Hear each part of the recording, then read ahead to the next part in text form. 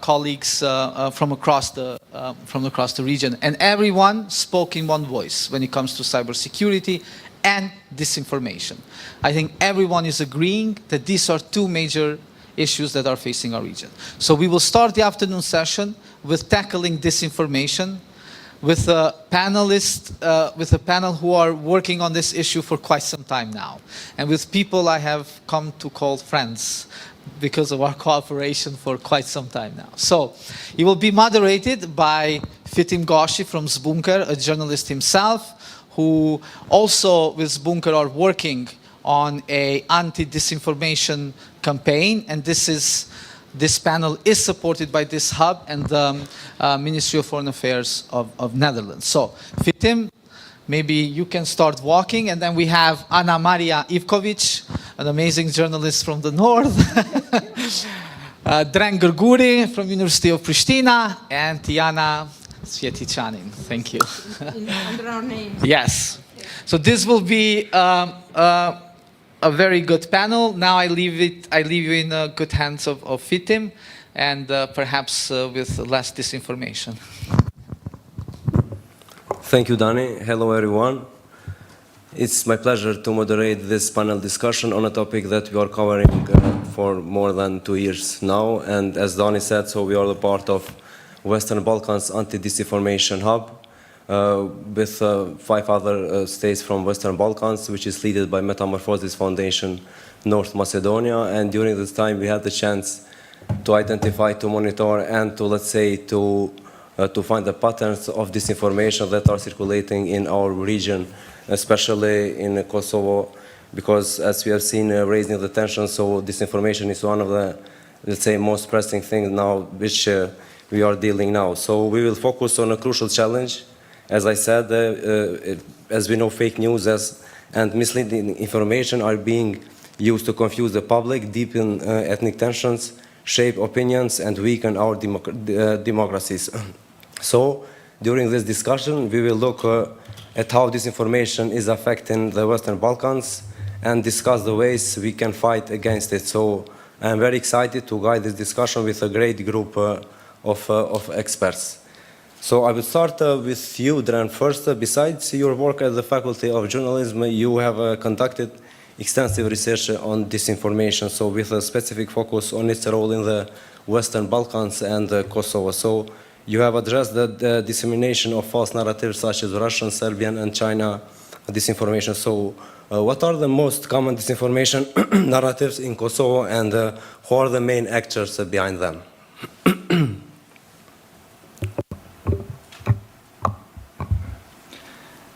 Hello, everyone. Thank you for having me here today with you. It's a great pleasure to be part of this great event. The Western Balkans, as a region, have a strategic importance when it comes about European stability and security. And as other parts of the world, we also had different kind of narratives that have affected our society, our country, Kosovo, but also other countries in the region. And it's not only the complexity of our history that has been used when different false narratives has been disseminated, but also regarding the economic development or the EU integration process and those important topics, issues that we have in the region. And in our case, we had different false narratives targeting NATO intervention in Kosovo and presenting it as something that was not humanitarian. And for this, we have seen different narratives in different channels in different languages as well, going till in South Africa, and not only in Europe or not only in the Balkans. And this is one of the narratives that has been repeated all over the time, and we could see it in different places where, for instance, Albanian refugees has been presented as NATO victims and things like that. And usually those kind of propaganda, those kind of disinformation has been spread on some specific countries that has a more not very positive attitude towards Kosovo, non-recognizing Kosovo or things like that. And of course, this was always the idea of pushing them, the society there, to believe that what they have heard about Kosovo war, for instance, and how NATO helped to avoid something that has been a few years ago happened in the region, they would think that probably it's not the reality, because we are seeing something else and it's repeated and on different sources, on different channels. And it's always the idea of the repetition of the same false information. And later, some people will start to think that it's true because I'm seeing everywhere. It's not only one source, but I'm seeing also on other sources. And of course, we have different waves of false narratives. And lately, it's especially on the interethnic relations, it's also another issue that we have a lot of disinformation waves, specifically having the narratives targeting Kosovo or Serb community within Kosovo, and trying to create something that, in fact, is not happening in the north, or it's not happening in the way that our government in Kosovo is approaching the Serb community, for instance. But on the other side, you have a lot of disinformation and a lot of newspapers in the region where on the headlines you have always the word war, for instance, or other kind of terms that they are using all the time just to create this kind of perception on something. And if we imagine that we are living in a society where we are in a way bound from disinformation all the time, we are somehow living in a show where we are getting very framed information on something and we don't know what is going on. It's like I always use the example of a great movie of Jim Carrey, Truman Show. And if you are living on that kind of society, it will be quite difficult when you see something else that is quite the opposite, because for 10 years, 20 years, you have heard the same thing. And for you, that was real.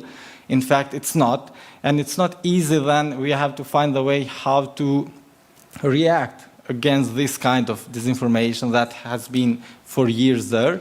And what should we do as societies in order to find a way and to reach also those people and to tell them the truth, because it's very important. We always act on something that we believe. And if we are acting by believing something that is not real, it is disinformation, it's propaganda, that's a problem that we have to deal. We are focusing, of course, in Western Balkans, but when we talk about those issues, like you have it in different contexts, you will have the propaganda that has been shaped a little bit maybe different, but has the main aim also in other regions, like targeting the West, targeting the NATO, and things like that, that probably we will discuss through this panel. Thanks. Thanks, Daniel. Sure, we will discuss later about the foreign influence, and we discussed during these days in the conference. My colleague Adelina had yesterday a panel with experts discussing about the influence of China and Russia. So, but I will continue with Anna. Anna then mentioned the interethnic disinformation, and we have seen that. Let's say the north of Kosovo is the hottest topic for the media in Albanian and Serbian media, and we have seen lately, and let's say for more than 10 years, disinformation circulating about the events, about the decisions, about what is going on in the north of Kosovo, and we have to admit that. Actually, there is a media division. We know that Albania consumes information only from Albanian media, and the Serbs in the north only from Serbian media, including local media in which you work. So, how do these sources shape their perceptions on local and national issues? Okay, so first I have to say that... Just if you can. It is, yeah, okay, sorry, apologies. The interethnic issues are exactly the topic which I wanted to mention. Because, let me start from this. So last year I was at the similar panel at KPDS, and I have mentioned several things, and I can mention them again. As soon as we have the rise of detentions in the field, we have the rise of disinformation campaigns within the media, and not only Serbian media. And the second thing is that it is interesting how come that exactly the disinformation campaigns and fake news that are related to the Kosovo Serb community within the Kosovo Albanian media are somehow going under the radar of the different initiatives that are actually dealing with debunking fake news. What I have to highlight is the fact that actually in Kosovo we have certain media that are encouraging ethnic and religious hatred and that are reinforcing existing fears. And when I'm saying that, I'm basing this on the fact that we have, for example, monitored for 6 months from December 2023 until May 2024, not only Serb media, Serbian tabloid and pro-regime media, but we have also followed Kosovo Albanian media on certain topics, which are Kosovo-Serbia relations and topics that are exclusively related to the Kosovo Serb community. So what we have seen is that somehow, especially after the Banjska attack, we had the escalation of disinformation campaigns within the media. And I'm going to tackle the question of social media also. But I'll give you a plastic example. So in January, we had a well-known Kosovo agency reporting on Orthodox Christmas Eve that Serbian secret, I'm quoting this, Serbian secret services are planning a terrorist attack on Serbs in Kosovo. Not only that this piece was published, this piece was also republished by other media, which actually is perceived as objective media, not only within the Kosovo Albanian community, but within the Kosovo Serb community also.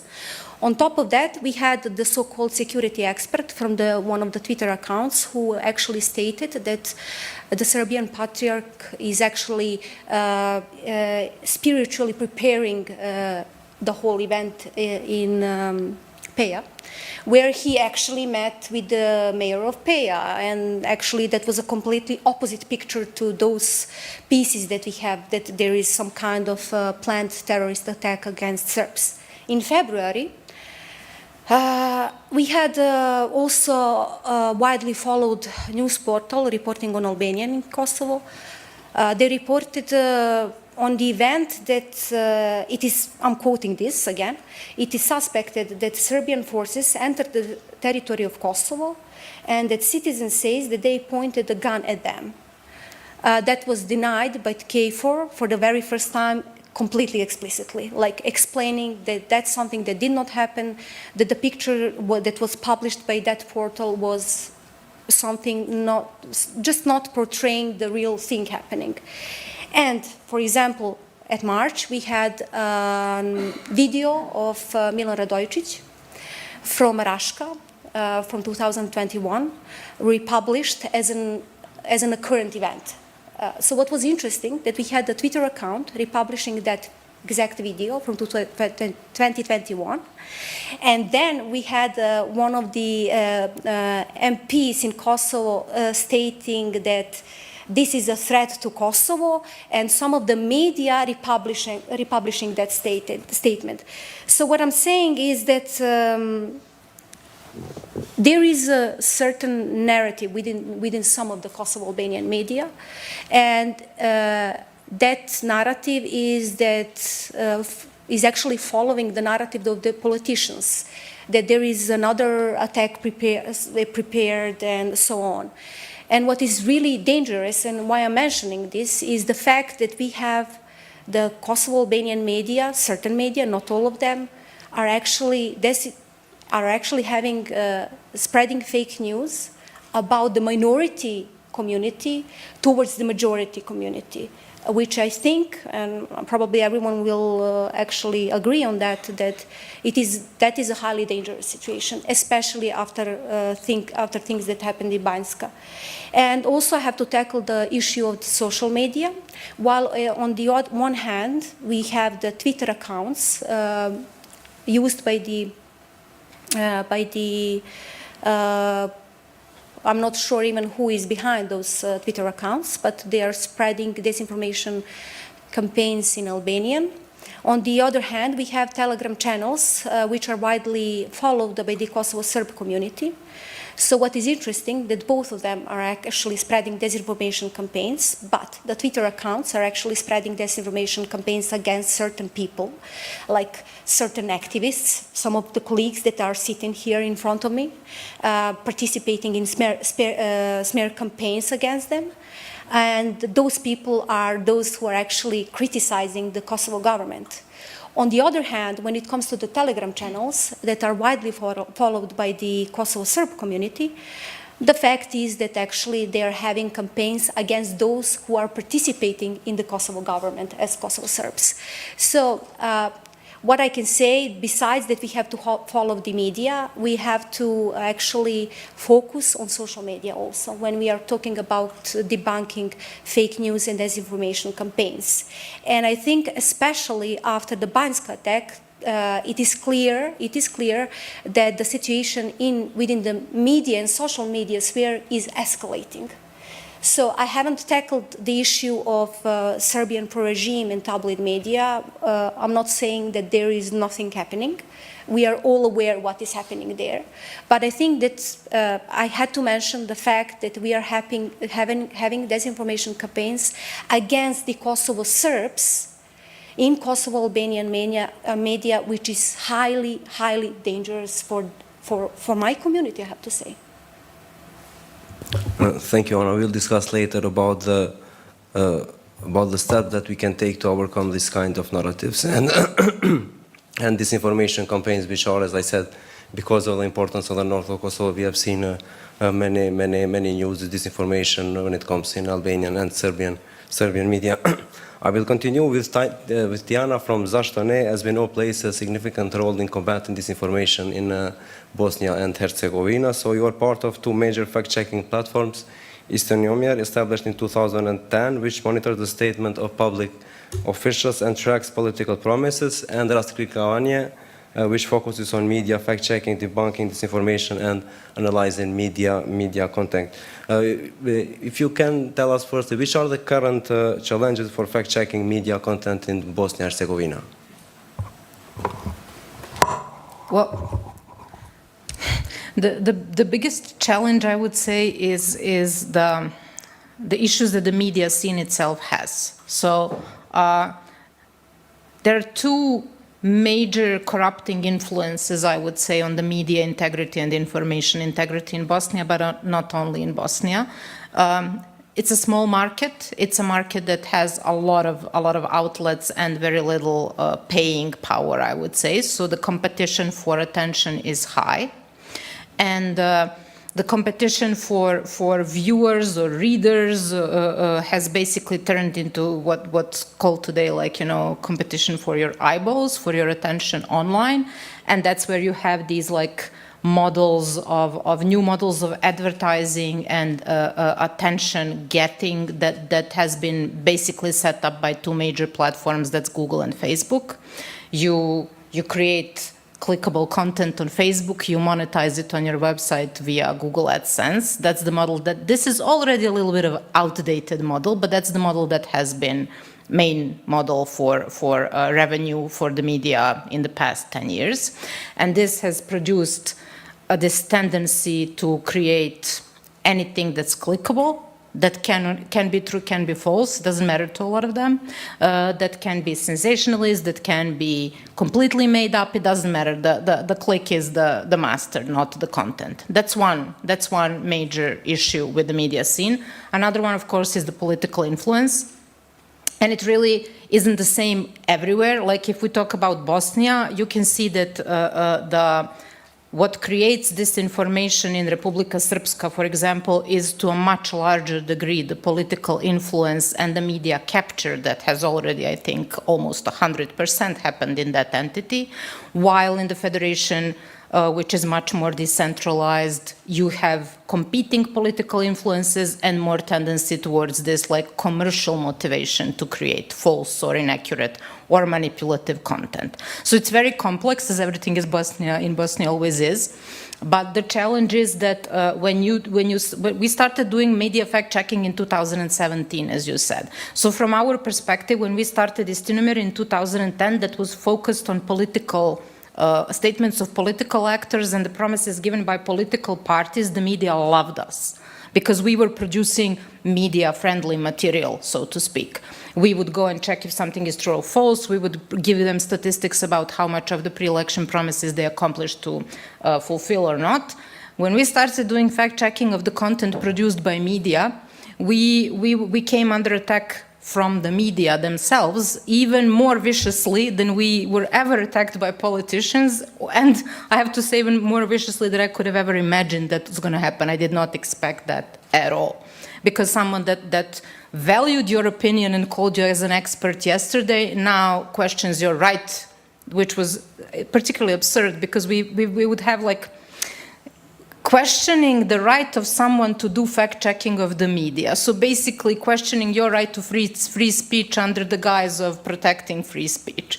So again, that's also very complex. So those are the challenges. And of course, there is this one, I would say, factor that probably to a larger or smaller degree applies to not just the region but beyond, and that's that the way that the new media content is produced, shared, marketed, etc., is a challenge on its own because the big online platforms create very disinformation-friendly environments. And to tackle this, it's not enough to just do fact-checking. Fact-checking, we see it, I see it at least as the first line of defense. You need to know what the facts are. You need to know if something is completely false, if some information has been presented in its entirety, if what you're reading or viewing is, the truth, the whole truth, and nothing but the truth. Once we establish that, we can go to other stages of fighting this information, which needs to be multi-stakeholder, effort. It needs to have input from the civil society, it needs to have input from the academia, it needs to have input from different sectors of society for it to be meaningful and to be impactful. Because the speed with which, this information, and it's not always political, it's not always malign in the way that, like what the two of you described. It's sometimes there purely for financial gain of people who create this content. So the speed with which this progresses is definitely not matched by the speed with which anything anything that's trying to counter it is being developed, be it policy, be it, AI used by fact checkers, but like we are always kind of running after them. And this is something that I would like to see change, not in Bosnia, everywhere. Like I would like to see more of a proactive rather than reactive approach to these things.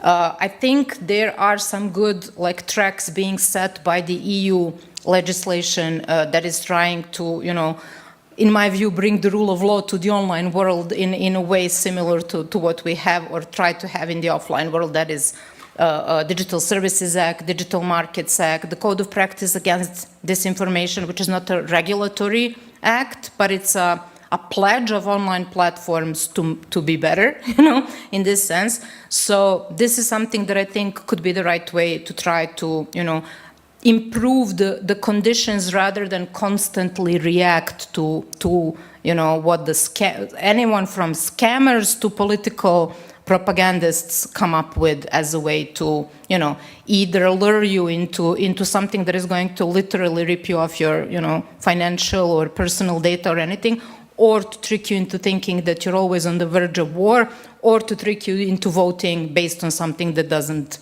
exist in reality. Or, as we have all seen just a few years ago to convince you that, getting immunized from a very serious disease is more dangerous than contracting that disease, which, by the way, I think was in a large a percentage responsible for like almost 16,000 deaths that we had from COVID in Bosnia. That is not an issue being discussed at all. So, yeah. There's a lot of this like invisible consequence of this information that needs to be also researched in a much more thorough way than we're trying to kind of like do our part in that, but again, it cannot be just us. It cannot be just the journalists. It cannot be just the fact checkers. It needs to be more parts of the society. While I'm still on, I'm just gonna ask for a couple of bottles of water for the two of us, if possible. Yeah, thanks. Thank you, Tiana, very much. Thank you. Yeah, it's true that we have seen some similarities when it comes to disinformation campaigns, and because of the similarities that we have with other states in the region. So, but now all of you mentioned that the rapid growth of online media has led to the rapid spread of disinformation. So now we came to the gaps which we have seen actually in media dealing with the ethical and the professional reporting. So I would start with you, Dran. Which are these kind of gaps in Kosovo media, actually having in mind all that you said and Anna said when it comes to information and to, let's say, this inter-ethnic disinformation circulating in Kosovo?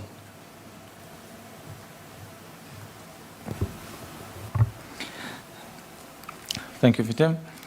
So I believe that when we talk about disinformation in Kosovo, we have to be more focused on social media than the media that we know who they are. And I'm talking with the media that have a newsroom, that have an editor-in-chief, and we know them, not the other media that could be online and they are there, but we don't know who they are or who is behind them or how they are financed. Professionally speaking, I believe that there are cases when we have seen that the reporting could be more balanced, and we realize that, and we always discuss those issues, that it's very important that, especially when you report about issues that are like more sensitive, you have to be even more careful on the way how you are reporting, how you are describing what is going on, and so on. But in Kosovo, we have a society that more than more is getting the information from social media. And for me, the main focus should be there, because you can have the best news reporter and you have on the professional standards, it's great on television, for instance, but if we see half of population that is younger, do they watch news editions today? And one of the ways that I think that even the media here in Pristina should think is how to reach this audience. Like in Germany, Das Erste has a TikTok channel, and they explain it why they have that, because they want to reach a specific audience that use only that social media to get the information. So also our media has to work on this in order to help our society to create this shield against the disinformation that is attacking us. Unfortunately, today we don't have that. And today we have a society with low level of media literacy. We have a society that cannot distinguish when it's real information and when it's not. And on those two specifically, I have done some research. There are published papers about this, where it is explained how and why and how I did the study and so on. Who is interested, of course, they are online and open access. So I believe that we have to find the way how to collaborate between NGOs, between academia, between media, in order to fight something that it's going to be bigger and bigger even more tomorrow, especially now with AI tools. Like if we have AI and if we want to have it in our newsrooms, we have ethical standards. But if I want to do a disinformation piece with AI, I don't have those or any kind of standards. So I can do it in 50, 20 seconds today. Not only text, image and video, deepfake. It's much easier to do it today than 6 months earlier, and it will be much easier 6 months later. So I really like the idea of being proactive, and we have to be proactive on this. Unfortunately, we haven't been till now. Like in Kosovo, for instance, if we talk about media literacy or the curriculum in schools, we don't have media literacy as an obligatory subject. It's elective in high schools, and being 17 years old and having a very important subject, but it's elective. If we use their lenses, we can understand how they see the importance of media literacy. And this is something that we are not working on our societies. And this is also reflecting how society is seeing media and journalism today, and how they don't distinguish between a serious report that has been prepared from a journalist and something that has been shared, which is an information and not a news in social media. Today, technology has made it possible that everyone can share an information.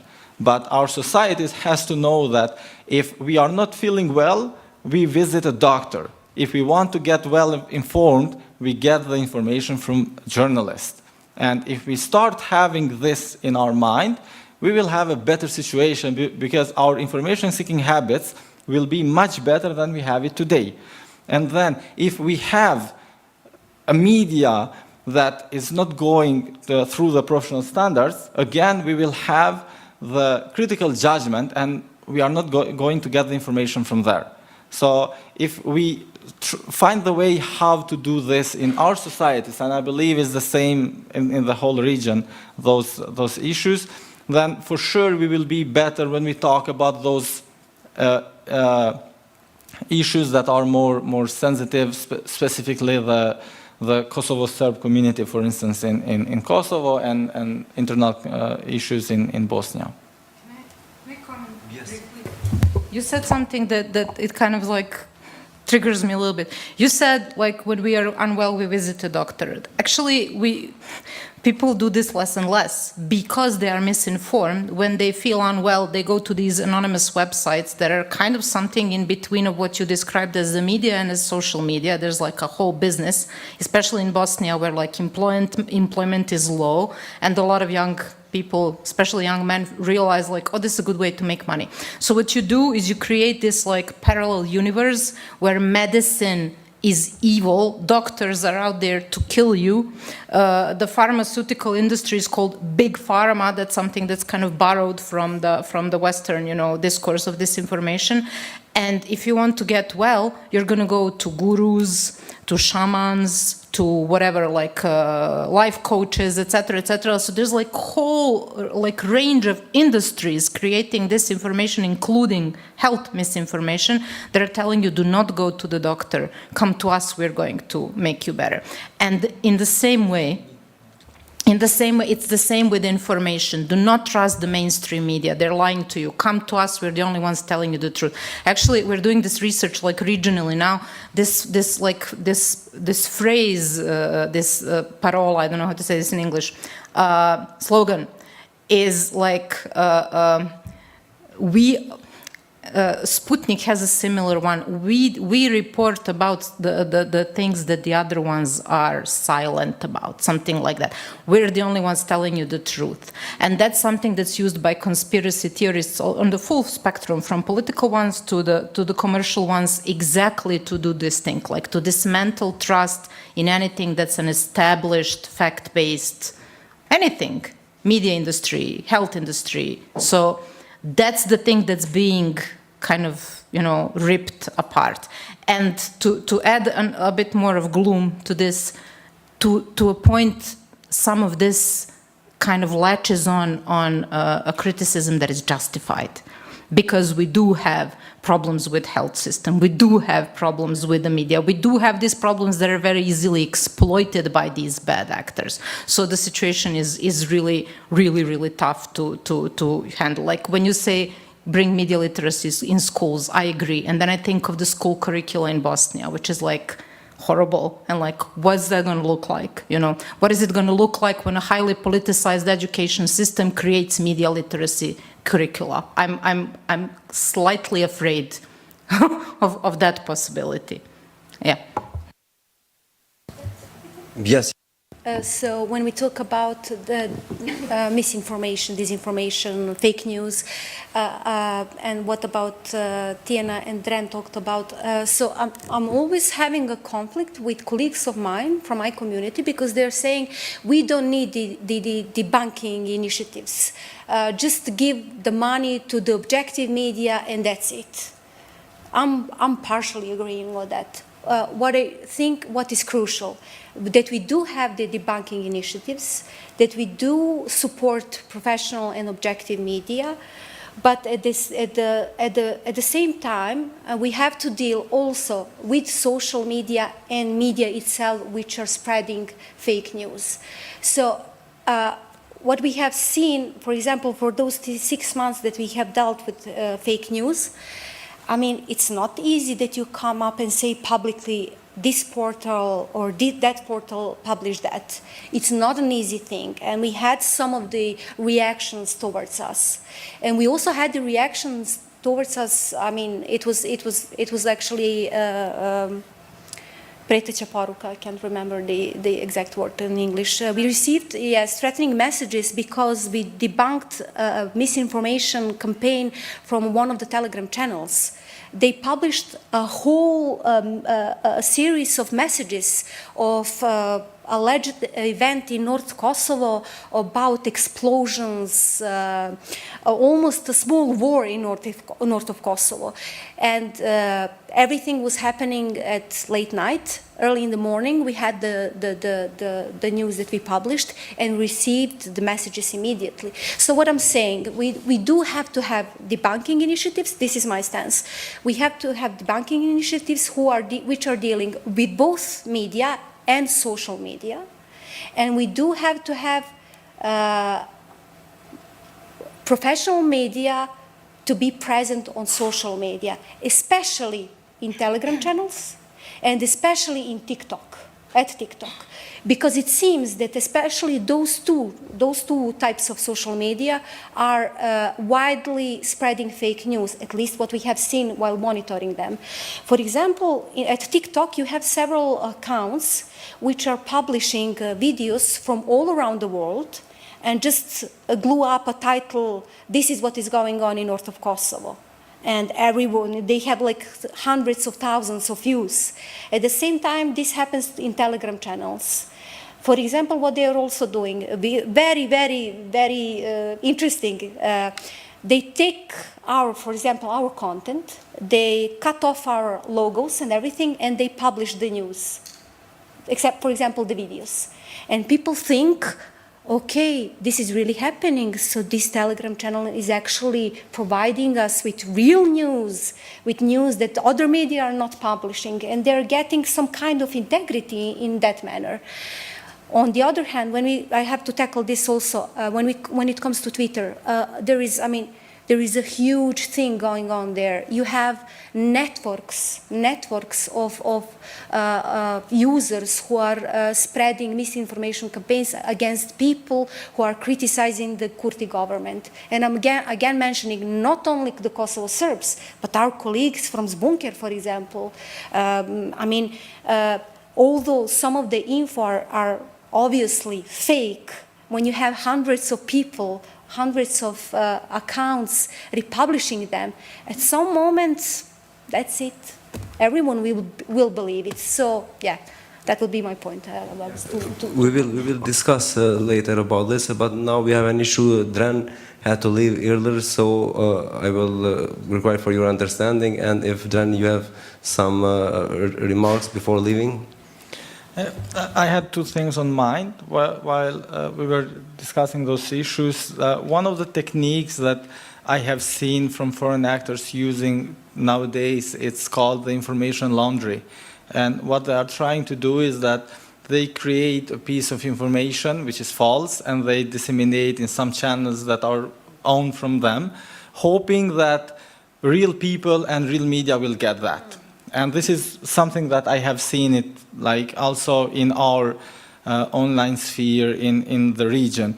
And the other thing that also, when it comes to disinformation and foreign actors, it's interesting to see how, for instance, Chinese propaganda is targeting the region, how is targeting Kosovo, and how they are using their own media, state media in Albanian, and targeting Kosovo citizens, because if something like that has been shown in my feed as sponsored ad post, then it means that they are targeting Kosovo too, from Tirana, because their office is, of that media is in Tirana. And also this is something really interesting to see and to develop more researches on this thing. And the last one, we already mentioned media literacy.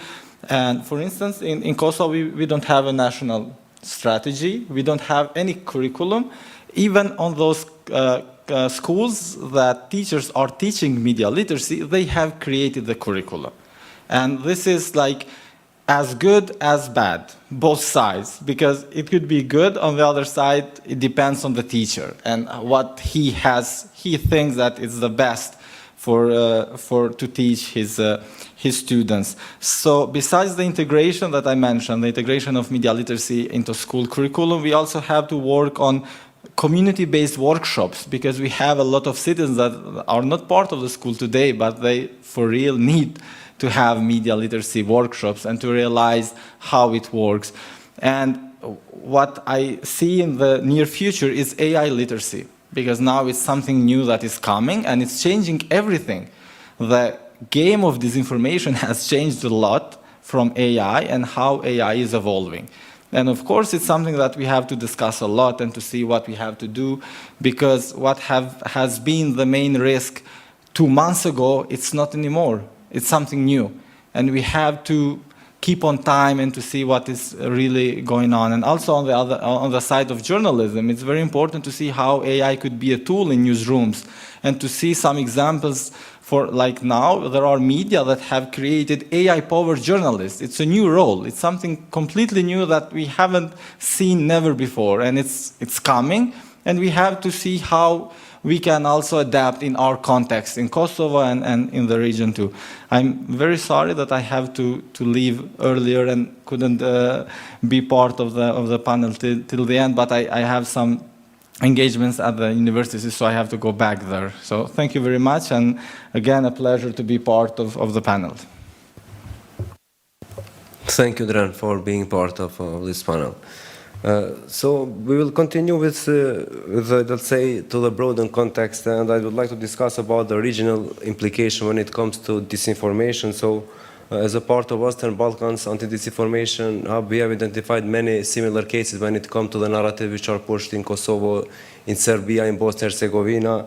And so the most common, let's say, that we have debunked is the so-called creation of Greater Albania or Serbian words, so which are endorsed even by certain government officials here in Kosovo and other countries. So, but lately we had a case which we also debunked, which has to do with the public broadcaster, and the colleagues from Bosnia and Herzegovina provided were very helpful in this regard by debunking this kind of information. Maybe I know that most of you have seen that report, which was translated and published in RTK, translated from Slobodna Bosna, and which article was about they raised some let's say pretension that 2 portals in Kosovo are financed and controlled by Serbia. So we have seen many reactions, and it prompted many things. After that, we have seen some resigns in the public television. So I would like to ask you, Tiana, so which are these kind of trends and patterns when it comes to disinformation, regional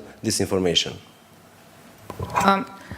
Basically, we've done an interesting piece of research in 2019 where we tried to kind of dig into our own database and see what connections we can discern from some of this was mentioned on the panel as well, like what Ren called information laundering. I wasn't aware of the expression, but we saw something like that again in Republika Srpska, where you would set up like an anonymous website, and then this anonymous website publishes something that's really inflammatory, and almost immediately, within minutes, it's republished by the entity's public broadcaster, which kind of gives you a pretty good idea of who's behind this anonymous website.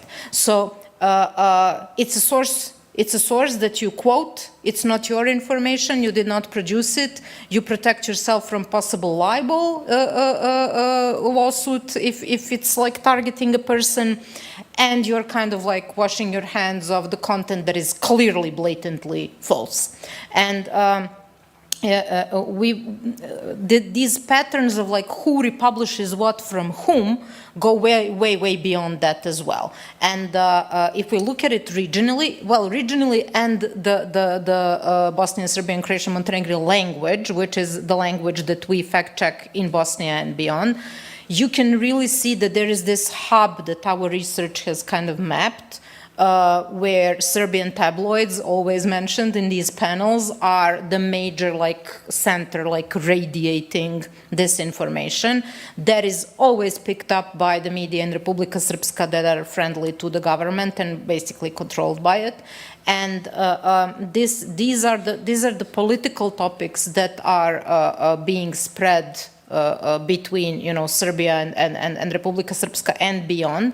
And I mean, it's the usual, the thing that you would assume. It's like usually something that is also contains hate speech, nationalist ideologies, these like fear-stoking, like some of the narratives that you described in relation to Kosovo as well. We would have things like, I don't know, Sarajevo is planning an attack on Republika Srpska. There are already buses full of football hooligans waiting for the sign to come to Banja Luka, stuff like that. Some of it, I'm originally from Belgrade and I'm quite old, so like some of it resembles what I used to hear in the 90s in Milosevic media, even like to a word. So that, from our perspective, that's the major regional influence when it comes to political disinformation.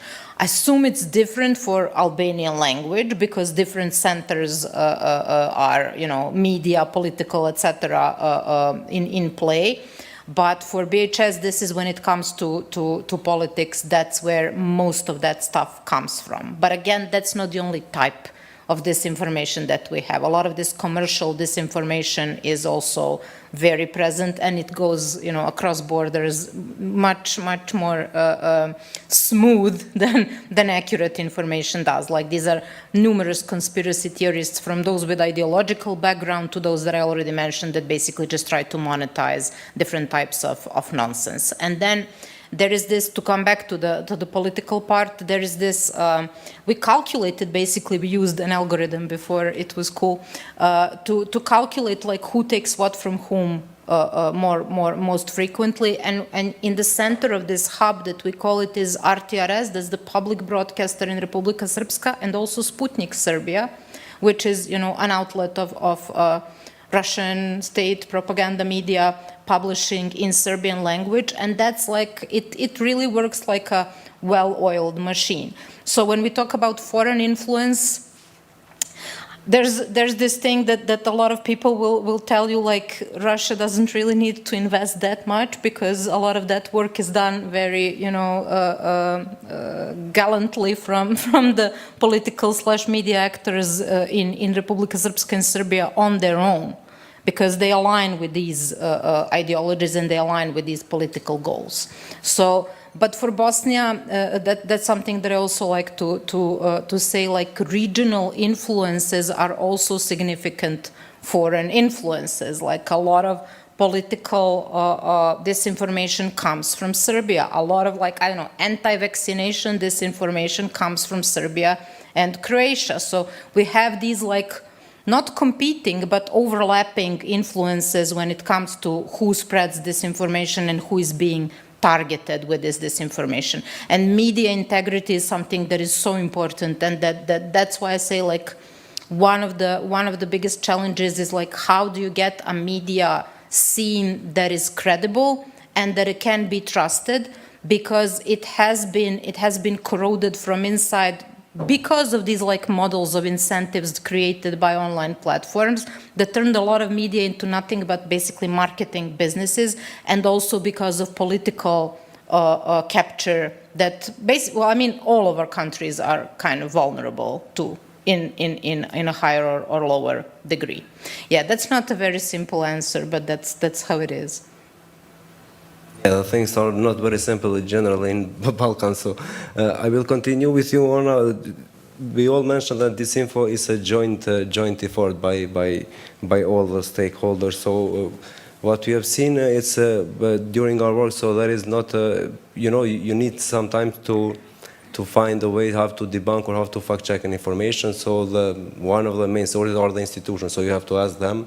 And but we have seen is the lack of transparency when it comes to, especially the agreements between Kosovo and Serbia. After every agreement, if the journalists asked the government about the specific details, they didn't provide any details, and because of that, so we have seen many disinformation, and we can mention the specific cases when it comes to the north of Kosovo arresting or something like that. So I would like to ask you, which is the cooperation that you have with the stakeholders here in Kosovo?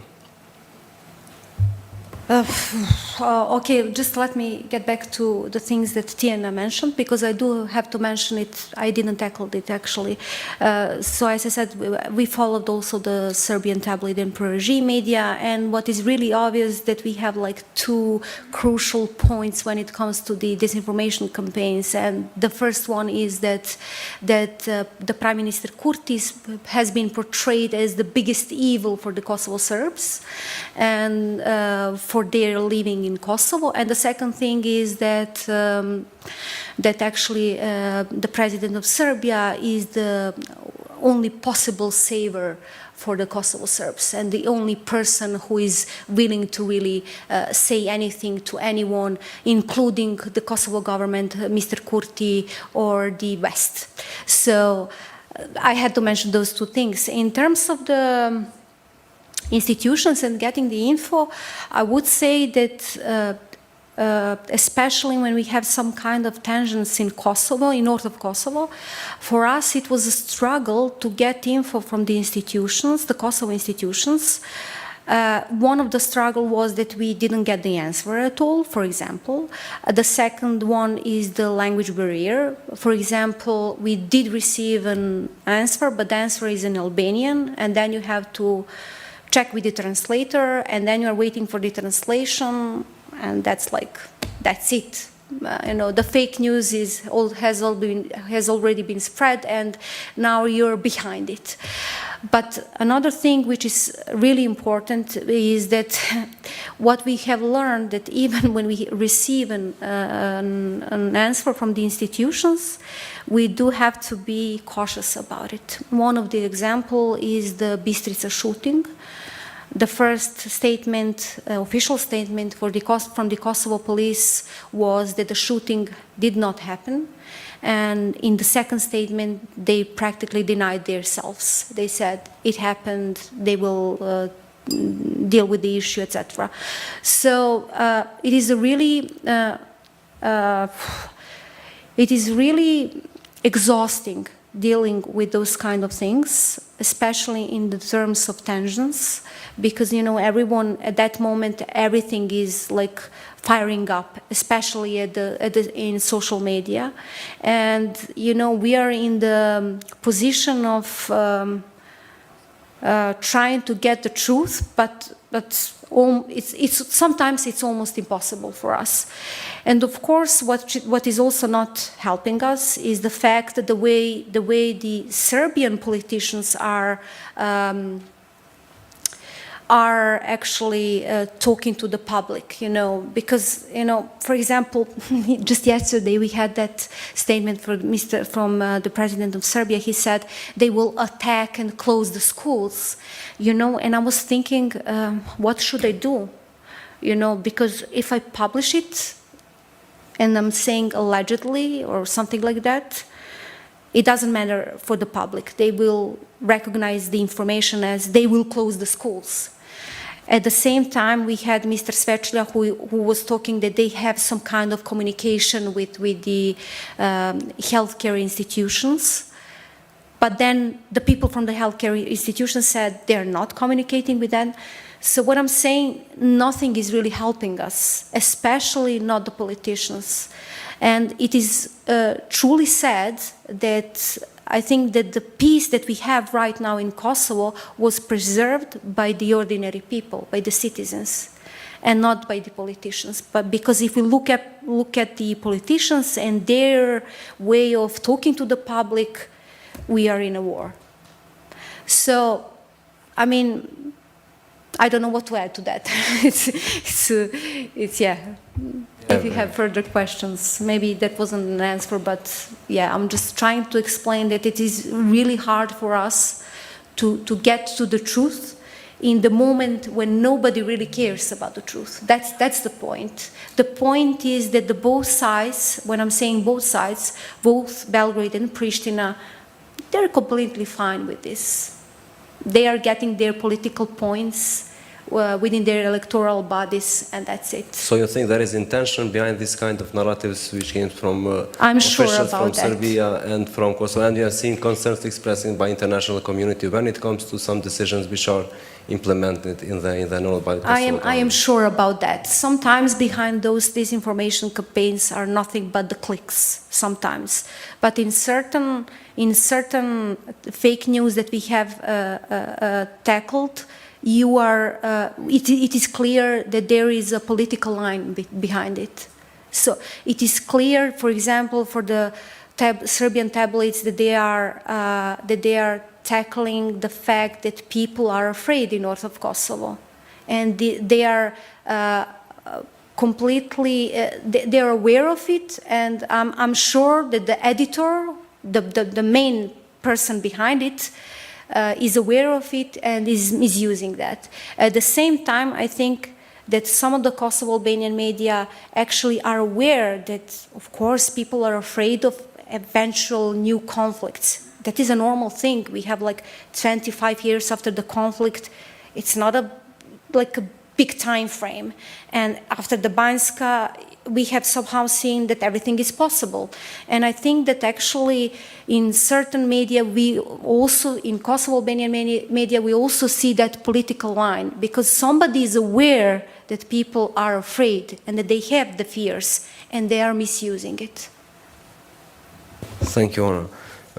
Tiana, state actors like Russia and China have been using this information globally for years as part of a broader malign influence strategy to sow chaos and decrease trust in democratic institutions. And when we talk about Russia and China and the Western Balkans, so the first our mind goes to Bosnia and Herzegovina and then Kosovo. So, and we have seen in many cases that Russia is trying to use even the events in Kosovo, in north of Kosovo, to spread disinformation. So my question is, which are the connection between the foreign malign influences and domestic actors which use disinformation narratives to undermine Euro-Atlantic integration? Well, I think I already mentioned that basically we see like a lot of convergence between Sputnik and RTRS and like this whole hub of publishers that peddle similar or same narratives. This would be type of, I don't know, like war crime denial, ideological stuff, and then a lot of like false claims that kind of feed into these narratives. That's to put it simply. But again, like if we say foreign malign influence, I think we need to rethink those categories as well, because there is political malign influence, such as like state influences. I'm not seeing a lot of Chinese influence at all in that sense.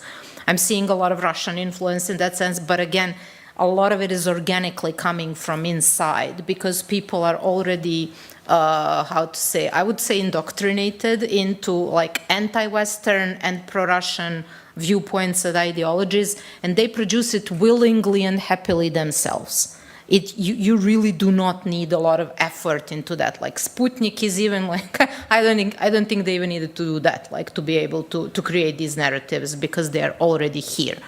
But then there are other influences that are also very dangerous on different levels. Like you have a huge influence of right-wing ideologies from the Western countries that is not discussed a lot in conferences like this, but it's there. Like we have conspiracy theories that are trying to persuade us again into, I don't know, stuff like there's a global conspiracy where where like Bill Gates is trying to kill you with vaccines, or I don't know, George Soros is the devil himself who wants to depopulate the earth, or there's there are these, like, they call them like anti-gender movements. I think that's not a very good title for it, but basically the idea is to, you know, persuade people that there's some conspiracy against families, heterosexual marriage.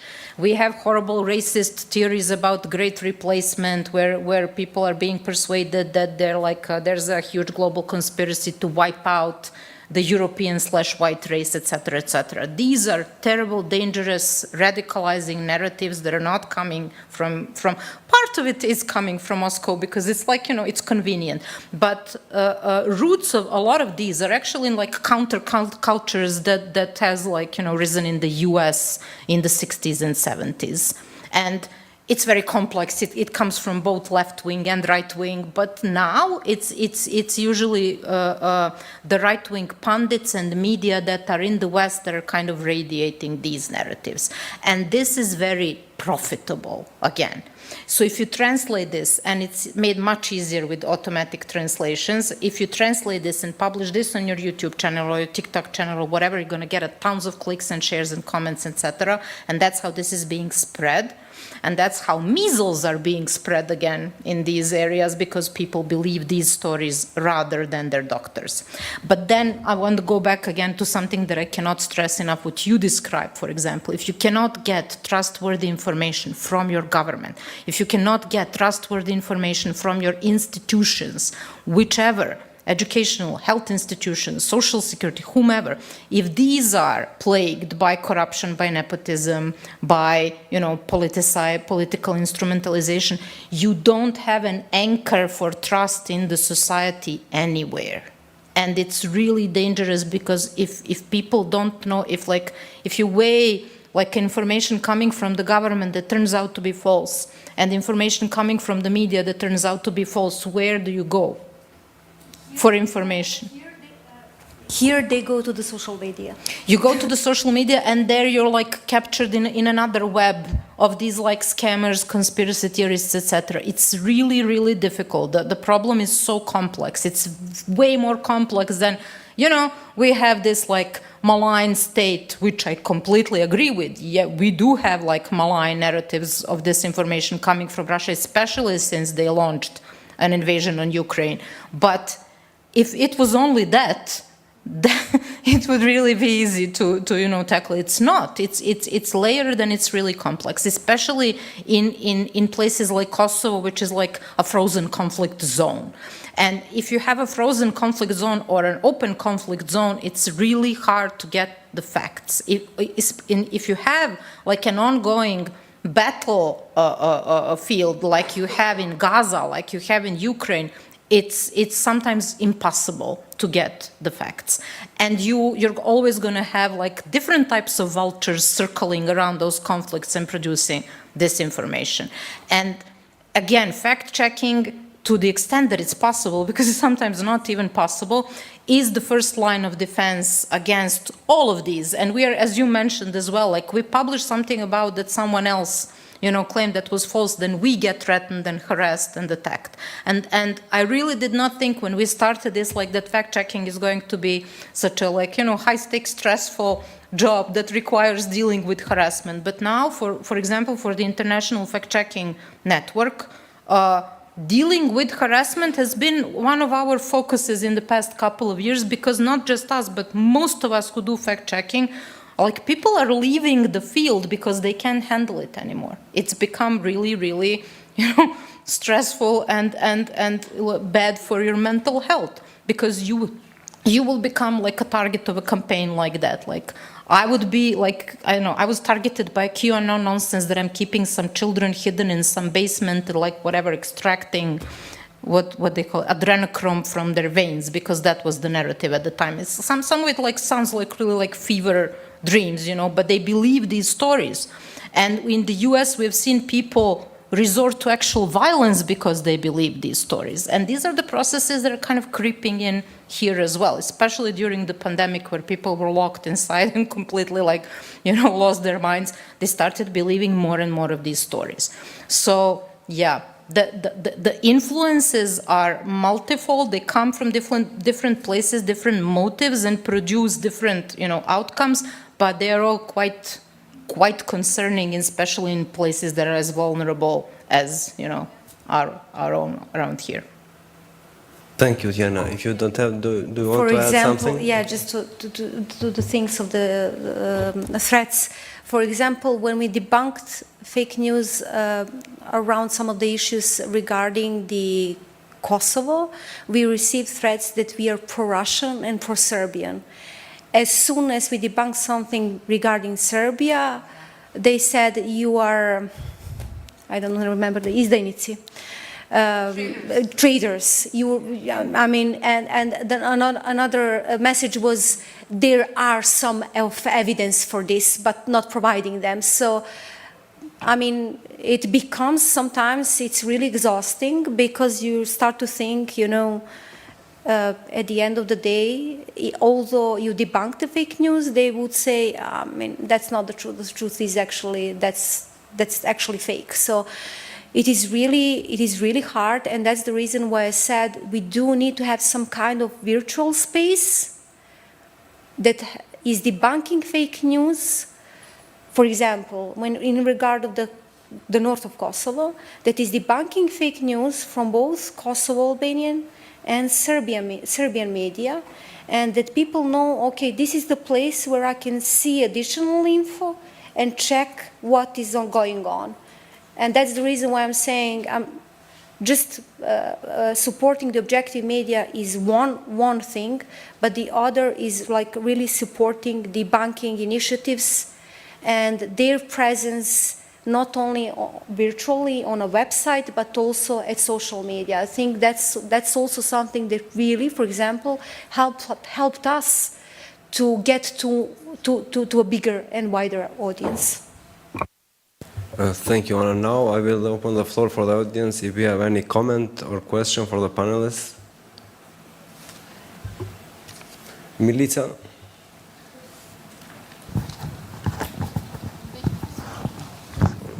Thank you. I'm Filip Stanovsky from Metamorphosis Foundation, and all the dear colleagues here, we work together, and I would like to, how can I say, reiterate one or two things that was mentioned during this event on the previous sessions, and that is the crucial importance of European integration for the region and for each individual country, and to remind those who deal with European integration that fighting foreign malign influences, which include disinformation, is now already part of the criteria. So my question would be, what do you think as practitioners in the field of fight against disinformation should be done not only by the media, not only by the educational sector that we mentioned, but the other sectors of society? Because fact-checking as form of journalism is part of the fourth pillar of democracy. What about the other three pillars? And because we all know they haven't been so engaged on this area so far. Even some states are captured by anti-democracy forces. But in order to strengthen our democracy, we need to strengthen our institutions. What is your opinion on where should we start in this field and boost our advocacy effort? Let's collect first the question, Milica. Hi everyone, it's Milica Andrić-Rakić. I don't have a question. I just wanted to also connect to some of the things that have been said.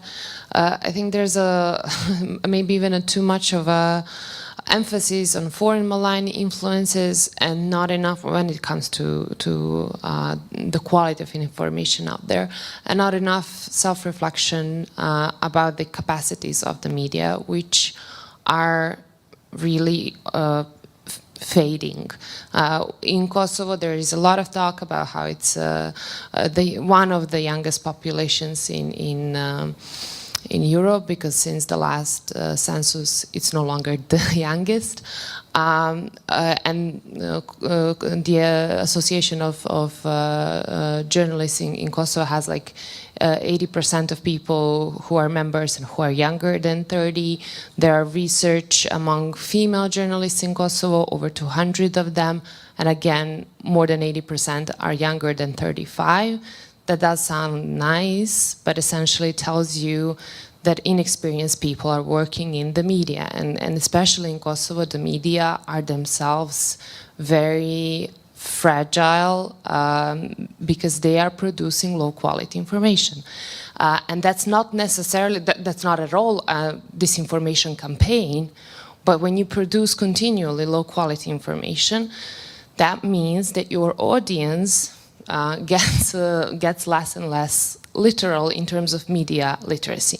So we are here speaking about media literacy programs in schools for general audience, or even AI literacy curricula, but essentially we're not addressing the real issue, which is the lack of professionalism within the media and lack of knowledge. Also, younger journalists are being pushed to the field, especially when there were crises in the north. Again, they are less experienced. They are also, on top of that, they are more subject to editor pressures, especially if you are market-oriented media, not an NGO. So these are also issues that need to be considered in fight against disinformation. We cannot be just saying it's all foreign malign influence, someone else is doing that to us. The fallacies in the system that allow these foreign malign influences to be so influential is internal and needs to be addressed and discussed a bit more as well, because again, the quality of information that is getting put out there is really, really questionable. Even when technically the news are correct, you have a clear focus and, let's say, dichotomy between the media in Kosovo that are reporting in Serbian and those reporting in Albanian. Those reporting in Albanian, when they report about the north, they have this exclusive legal lens. So everything is looked at from the government point of view, and which is the rule of law. And then you don't have the other side, which is the effect on the community. And then in the media that report in the Serbian, you will find more emphasis or full emphasis on the effect of the community without that legal lens. So there's a lot of problems internally that allows for very poor quality information space that then trickles down to poorer media literacy and exposes pretty much the society to whoever wants to destabilize it.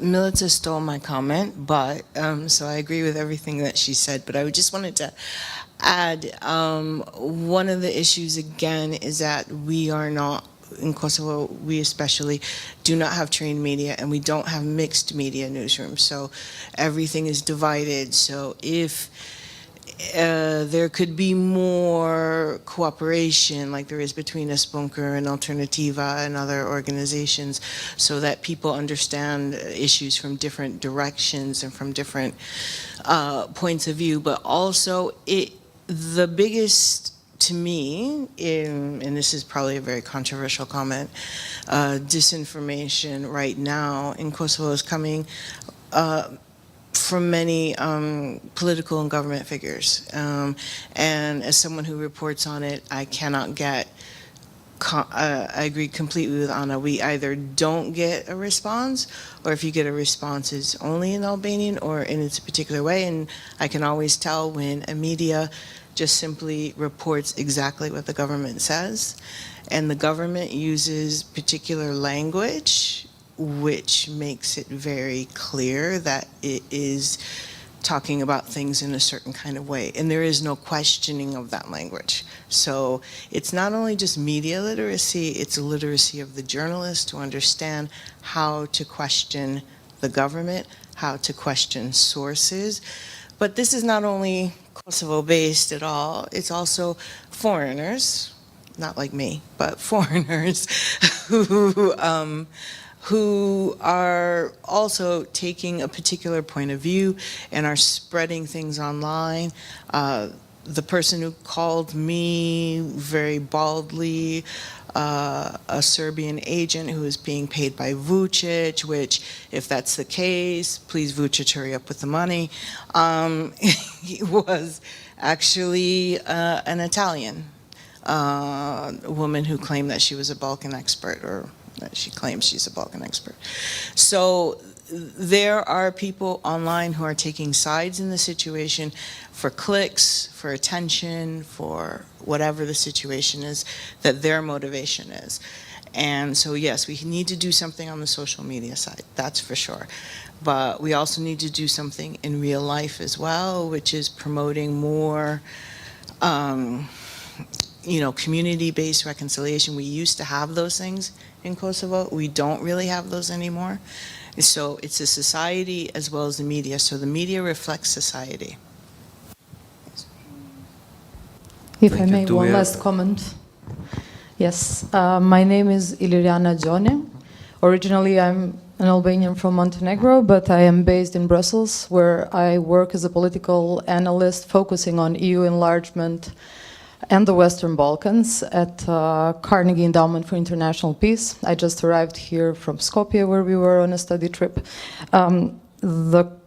I would address maybe my question to Anna, because I was listening when you were telling about the hindrances you have in the process when you get messages, let's say, in Albanian, and by the time a translator is called in, the fake news, etc., is already spread and it's too late. Now, from the perspective of someone coming from a country like Montenegro, where Albanians represent around 7% officially, but maybe a little bit more, it would be unimaginable for us actually to not speak Montenegrin or Serbian, whichever language it is.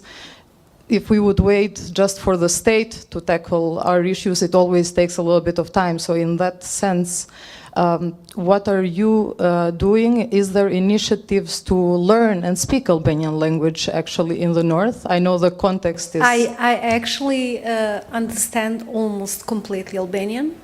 I don't speak Albanian, but I can read it very well. I was not done with my question. Yes, but just to add, but sometimes it's not enough. But please. Yes, just to finish the context, I'm very happy to hear that you speak, but I was wondering more on a NGO level, imagining a society which is really integrated with the other. Also in Belgium, for instance, it's a country which has 3 official languages. If you work in a certain line of work, then you are expected to speak at least 2 and even 3 of them. So, because it builds also bridges of peace, bridges of cooperation, and the government, you know, it has another kind of dynamic and it takes its own time. So in that sense, is there more organized, let's say, attempts to integrate in this sense? Thank you. Do we have any? Thanks. So I'm very interested on this aspect of how disinformation affects interethnic relations or targets interethnic relations. So with Tiana and Ana Maria, if they can reflect more on this, if there are particular mechanisms or tactics they're using on this, or is just interethnic relations one of the thematic areas in disinformation, or is it a particular focus with particular tactics? And Tiana, what you said was very amazing, that the disinformation spreads so progressively that whatever countermeasures you create, it's already old by the time. So it's kind of a bit of a hopeless scenario then in terms of disinformation efforts. Are we exploring all options in disinformation, or what else can we do? Maybe start from the last one. Again, I don't think we are. I think there are better things to do, like there are other things to do, which should be more proactive, and it attaches a little bit to your question as well. There are these efforts on the level of the European Union to try to, you know, bring some regulation, co-regulation mechanisms in the online world, and this is something that I think is the way to go for the Balkans as well. We are not yet a part of the Union. We are not even being, how to say, like asked to apply these models such as DSA and DMA. And because they depend so much on the companies and the online platforms, we really do need support from the EU if we want to have them around here. Because, like, to make it a bit more concrete, if you want to have more effective mechanisms to fight online disinformation, you need more transparent online platforms. They need to provide more data to the fact checkers, more data to the researchers, etc. These are the tools that we need to become more proactive. They don't have any obligation to give that to us. They have some obligation to give that to the European Union countries. This is still very young. We still don't know which way it's going to go. There are also some concerns that these types of, regulation could be abused and used to stifle free speech or freedom of information. That's something that nobody wants. So what we're doing, and we've been doing this, we've been in these rooms together, for example, within this civil society forum that follows the Berlin process in the past couple of years, we're developing these platforms where practitioners in the anti-disinformation field from different, angles, not just fact checkers, but analysts, researchers, academics, etc., should work together to see what the best models are to transpose this legislation, these types of legislation in the region.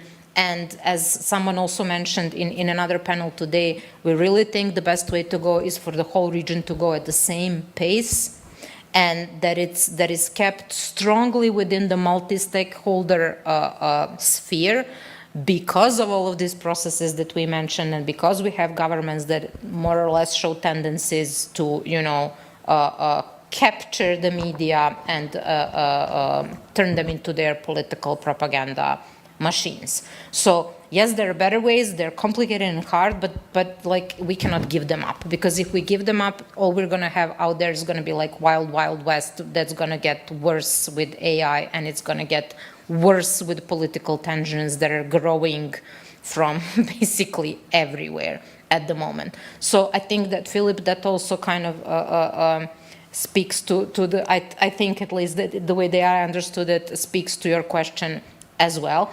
But broadly, what you asked, the only real answer is we need to have better societies and better democracies. We need to have institutions that work well. We need to have credible information coming from the institutions. We need to have media that have discussions that you have had here.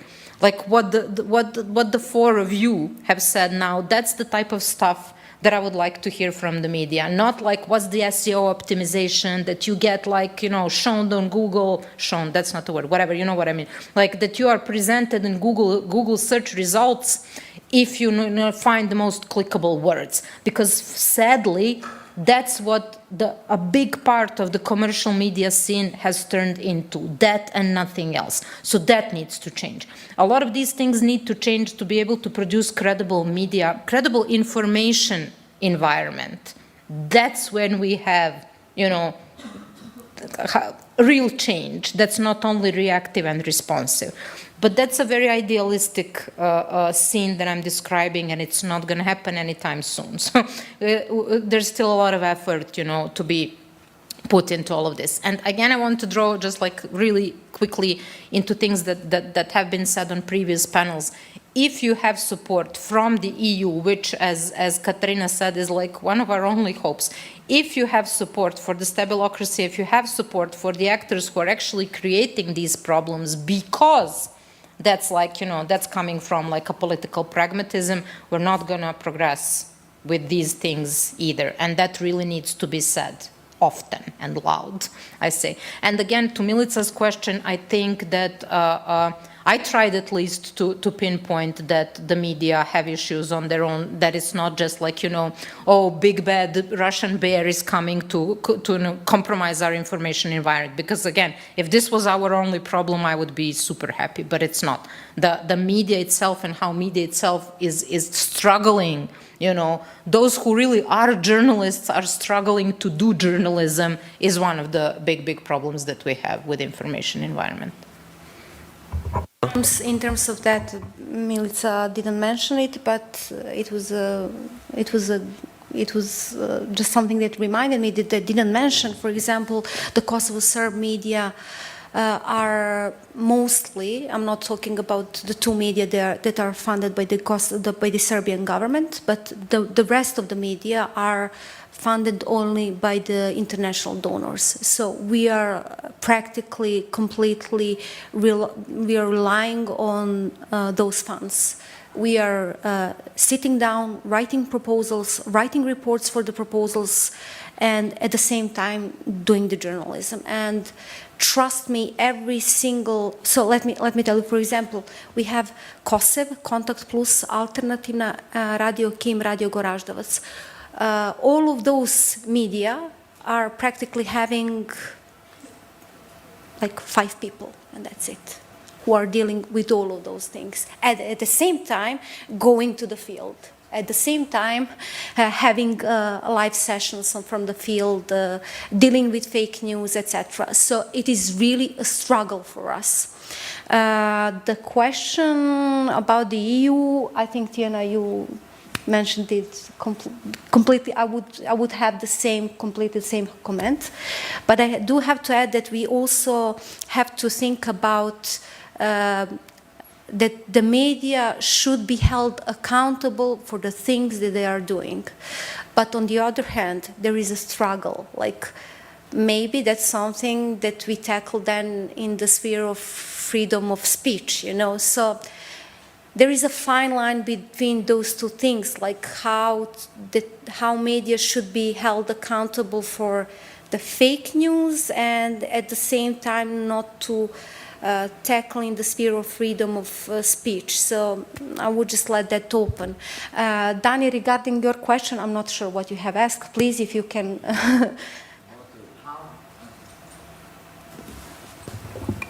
It was about interethnic realities, huh?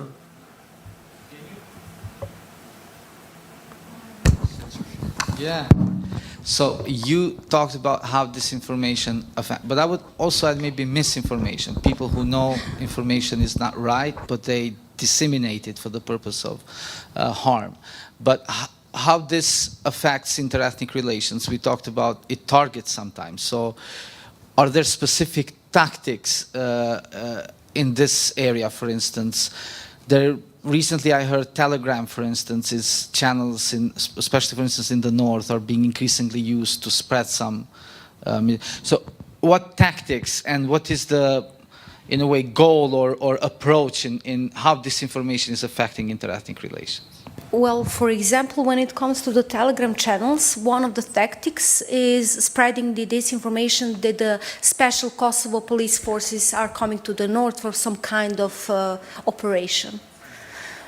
So this is like used hundreds of times, and what I did, which is not fine, but that was so, it made me so angry that I went into the conversation on that Telegram channel, because after the info that the special forces is coming for a huge operation in the north of Kosovo, and after 2 hours my comment was, are they here and why not? And they excluded me immediately, they blocked me immediately. So this is one of the most used tactics. Like they're saying, unofficially, the KP special forces are coming for a huge operation, and you have hundreds of thousands of people viewing the message. This is one of the, like the most used thing. And although after a couple of hours, no one has anything officially about that, still, you know, people are thinking that something will happen. What is also obvious when it comes to the tactics, misusing the info regarding Milan Radojcic is one of the most used tactics by the Kosovo Albanian media and Twitter accounts. As I said, for example, during December, let me just check, I have written it down, what we have seen from the media monitoring that we have done. For example, during the December last year and January this year, we have misinformation regarding alleged terrorist attack planned by Serbia. It was fired up by the Kosovo officials, because especially during the December, Ms. Vjosa Osmani and Mr. Macedonci were the most vocal about it. And during the February, it was obvious that they are, especially the Twitter accounts, are resharing the old videos of Radojčić from Raška. And they were explaining that this video is actually a current one, and that is a message towards the Kosovo institutions that they are planning another terrorist attack, I'm quoting. So it was obvious that in several cases, he was like the most important person to be visible within the social media in order to somehow convince people that something will happen.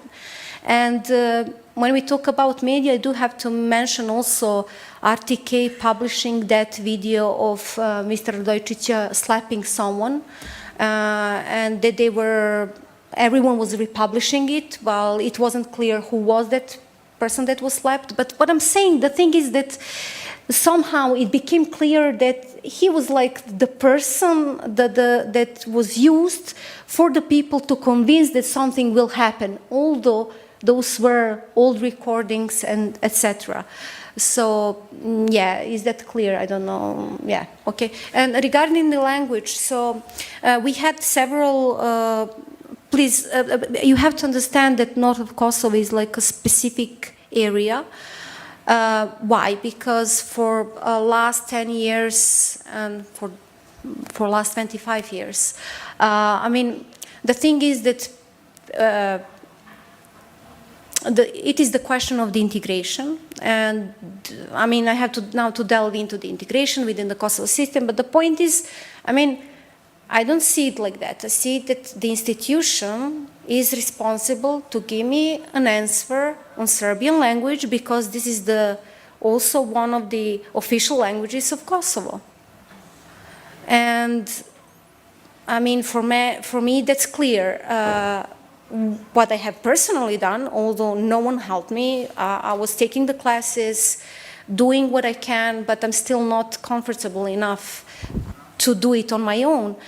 And let me give you an example. At the very moment when Mr. Veton Ilshani came to north of Kosovo, he is the main responsible person for the Kosovo police for the region of north of Kosovo.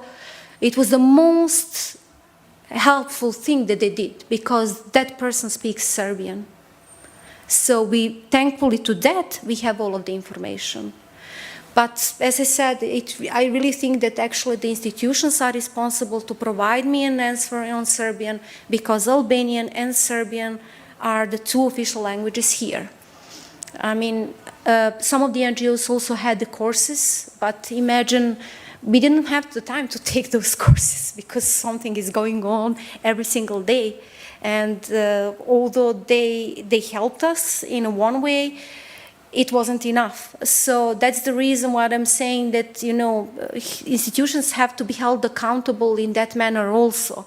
And for example, I mean, the most plastic example is Mr. Veton Ilshani, who is really always available to us. And even when he's not sure about some of the terms, he's helping us to understand. And I see that as a great example how the institutions should approach toward the journalists, especially to those who are not speaking both languages. Tiana, you wanted to add something? I realized I did not answer your question because there were so many questions about these tactics, specific tactics. As you can imagine, in Bosnia, they're very well developed. And a very good example, or a very bad example of that, were the protests. I don't know how many of you are familiar, some 10 years ago that happened in Bosnia. Actually, two sets of protests. One were in 2013. They were called JMBG protests. I wonder how many people know of this, even in the audience. Not many, only you. So, long story short, because of a political, I don't want to swear, but like a political problem, for a while in Bosnia you could not get an ID, a government ID. So babies being born were like non-existent in the eyes of the law. And a baby was born with a horrible disease that she needed to be treated for immediately abroad, and she could not travel. She could not leave the country because she didn't have an ID number. She couldn't cross the border. So what a couple of us did was we actually literally blocked the parliament building and asked, like demanded of the representatives in the building to immediately adopt that law for that child to literally survive, because that was her only chance to survive. She didn't in the end. She died. She was 3 months old. And this protest was presented in the media in Republika Srpska as Bosniak terrorists kidnapping Serb representatives in Sarajevo. So, and this was the official narrative about these protests that had literally nothing to do with anything ethnic. It was, and I mean, not that it matters, but like the 10 of us who were in those cars were like from all possible ethnicities that you can imagine, and even from all possible citizenships that you can imagine, and it had nothing to do with any of that. So those protests were the first. The second one were kind of like social unrests in 2014, where a lot of cities saw violent, semi-violent, or almost violent outbursts of anger, mostly from disenfranchised workers who were kind of victims of criminal privatization. And what happened is that like some buildings were set on fire, which is not great, but it was not organized. It was not anything that was done by like a political party or, God forbid, an ethnic group. If you saw what, and we did this, like if anyone is interested, I'm happy to share that article. We monitored the media from like the three, you know, ethnically defined political and media spaces, and how they reported and how the politicians from these three constitutive groups talked about that. Literally each and everyone was presenting this as an almost like an armed conflict start, their group being attacked by one of the other two or both of the other two groups. So that's the usual tactic. Whatever happens that is kind of threatening the current government on whichever level, and we have many, is quickly and efficiently, I'm afraid I have to say, twisted into an ethnic matter when it can be further from it. Like a protest for a park in Banja Luka, or like a public park where a private investor close to Milorad Dodik wanted to build, and he did build like a huge building. This protest was even presented as an attack on like Serbs by whomever, like a colored revolution being puppet mastered from the US or the UK or whoever is the current devil, you know, in this disinformation space. So those are the tactics, and it's usually that's how they are applied. There's something that's inconvenient politically for the government that actually has to do with the quality of life in your country, with the quality of democracy, with the quality of institution, with the living standard, with the economy, with human rights, etc., etc. You can wipe all of that out if you manage, and they manage, to twist it into an attack on your ethnic group. And that is a system that I'm very sad to say works really well still in that country, in like from all three, you know, sides. Yeah. But it is completely the same. Very short, because we have to end this. Yes, it is completely the same when it comes to the Serbian pro-regime and tabloid media. Everything that happens in Kosovo during any kind of incident that the Serbs are included, it is somehow they manage to make it like an inter-ethnic incident. Although sometimes there are incidents that happen, but there were also incidents that had not anything to do with that. So it is also something that I do have to highlight, because that's exactly the way they manage to somehow again fire up all of the tensions between the two communities, and especially to disinform the wider public in Serbia. Thank you, Tiana. Thank you, Anna. So we have to finish this panel. So, Dani. Now, let's give them a round of applause for a fantastic discussion, Tiana, Anna Maria, and Fitim. Thank you so much. Now, I invite you for a coffee break of 6-7 minutes. Well, try to be back in 10 minutes if you can. We'll have the last panel on cybersecurity with another group of fantastic speakers who know the topic very well. So enjoy your coffee for now. Thank you.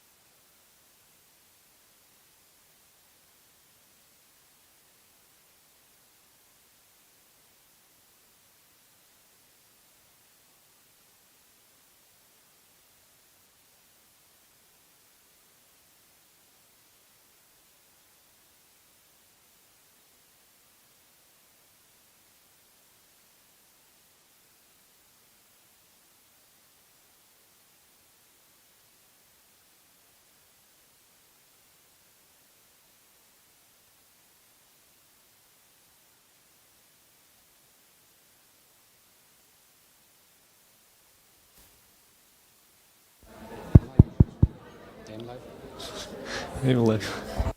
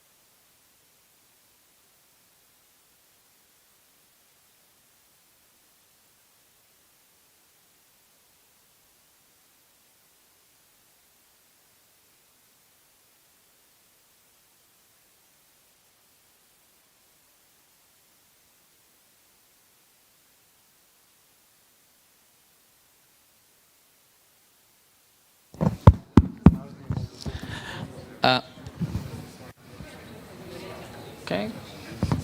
Okay, I will kindly ask you to take your seats.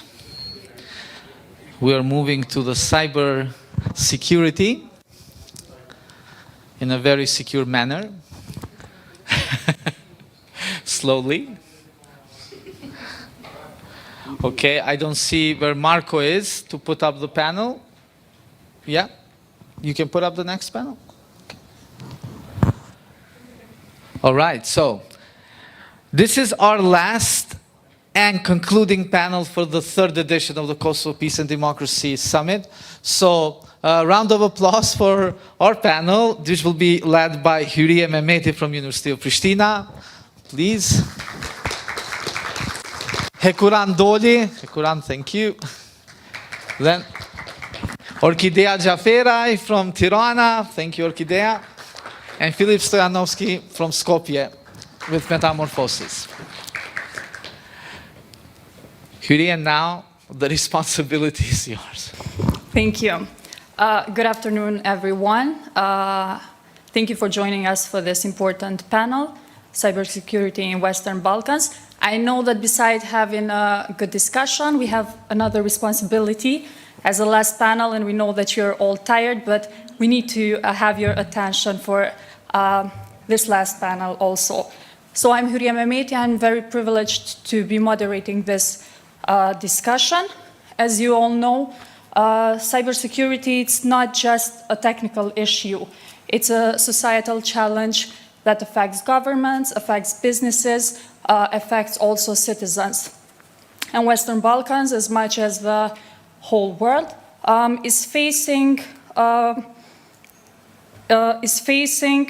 evolving landscape, which it's also related to rising disinformation and to malign influence campaigns. So in regard to this, we're going to discuss with three outstanding experts, and we will focus on three main topics. It's the current cybersecurity threats in Western Balkans, disinformation and malign influence campaigns, and also how regional cooperation and policy development can help us build a more resilient and digital future. I would like to start with our first panelist, Mr. Hekuran Doli. Could you share your perspective on the current cyber threats in Western Balkans and vulnerabilities that maybe you see to be more critical? Thank you very much. I've been in cybersecurity for quite a long time, and I was fortunate to serve media because 90% of our customers are from the media sector in Kosovo, Albania, and Macedonia. And for years now, we have been following every single attack that has been targeting the main forefront, which is media, because every attack starts with media, and then they look to see for other vulnerabilities, whether it is on the private sector or it is in government. So pretty much for over 15 years now, we have been following, documenting, and profiling every single attack that has happened in Kosovo and Albania. Over the years, there have been a lot of changes and new vulnerabilities introduced, some other vulnerabilities addressed, but every time there has been a main target, getting access and tampering information, so groups of interest, criminal organized crime, getting access to information, poisoning the content, and spreading disinformation. There is a level of disinformation, a level of groups of disinformation that common ordinary citizens know, and there is a completely other underground that acts and make the disinformation work. At this point in time, there have been significant changes, including AI, which has changed how we perceive the digital information and how we perceive internet. Because we know there have been a lot of phases where significant changes has happened. It was the 2000s when internet got mainstream, and then it was the SaaS, and now for quite some time AI. So people more and more are relying on AI, on large language models, to get informed and to process their daily tasks. But AI has been around for, let's say, 10 years, maybe, and it just got mainstream in the last 2 years.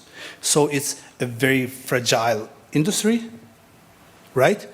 In comparison to software industry, which has been around for 50 years, there has been studies, science has been a subject of scientific researches, and is more mature. On the other hand, there is large language models and AI that we trust a lot. But people trust AI and large language models so much without knowing that they are very vulnerable to attacks. So, in my opinion, what's happening right now, AI, large language models, and the trust that people put on the information they get from AI is the biggest vulnerability. Apart from that, there are other vulnerabilities that I see, which has to do with the way, with the politics of cybersecurity management at government level. I mean, particularly our region has not done a lot to protect against cybersecurity. And there is the problem of cooperation between public and private sector, which doesn't exist, but still there can be, more can be done to address the vulnerabilities together. When it comes to what we have seen in the past 2 years, apart from what I think is the main concern, which is AI, distributed denial of service has been the main attack, which was used to, let's say, close the mouth of journalists, particularly investigative journalists, and this is a significant concern. The other vulnerability is ransomware and intrusion attacks, which still there is no cure in our government. But the problem is not that there is no cure, there is no intellectual capacities, that are able to cooperate and address the problem. So, from this point, we come to the problems that lead to these vulnerabilities not being addressed. And the main problem, in my opinion, is the lack of intellectual capacities and the cooperation between public and private sector to together fight the cybercrime. Thank you. I think that we would get back more to the artificial intelligence in the following. I would like to next ask our second panelist, Filip Stojanovski, as he's more expert on the disinformation field. And so I would like to know what are some of the key trends you've observed in the ways of disinformation is being spread in the Western Balkans, and also while being part of the Metamorphosis Foundation, who has been a leader in promoting media literacy and also combating disinformation. Could you tell us what role does media literacy play in building cyber resilience, and how can governments and civil society further support these efforts?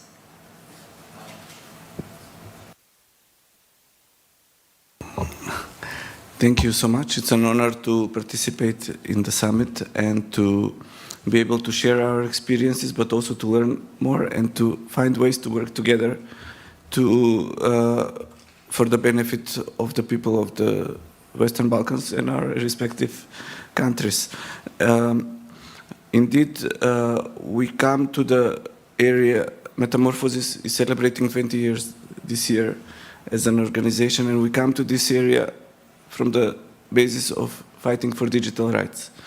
And in this sense, cybersecurity is one of the top priorities in digital transformation. I can quote my colleague Bardo Yashari, who indeed last year at a similar conference said that the cybersecurity, the digital divide, and the resistance to change, which is also related to the capacities of our societies, are the biggest challenges in digital transformation. Because we try to see this in a more holistic way, through the lens of different types of cooperations, including the cooperation that was based on promotion of the digital agenda for the Western Balkans through the SEDA network. All our conclusions leading here as to what are the problems, both in the area of disinformation and the overlapping area of cybersecurity, is that we are dealing with systemic issues that need to be dealt at a systemic level. So using a whole society approach where all sectors of society would work together, and including media literacy to be considered not only related to media, but as a part of a larger field of digital literacy, and which includes education about cybersecurity. In essence, especially in the area of disinformation, we see a huge overlap of the problems that are related to cybersecurity, because I maybe can name few examples, but please stop me if. But what we see is that basically we can also see some sort of like an ecosystem related to disinformation of profiteers who also work with threats to cybersecurity. And that's why we think that disinformation should not be treated only as media problem. We mentioned it in the previous section, but also as a security problem, and both at the level of national security, such as dealing with foreign malign influences or foreign information manipulation and interference, as they call it FIMI in EU terminology, and also with threats to personal security, personal safety, personal human rights of the people who are victims, not only at national or community level. I will give one example.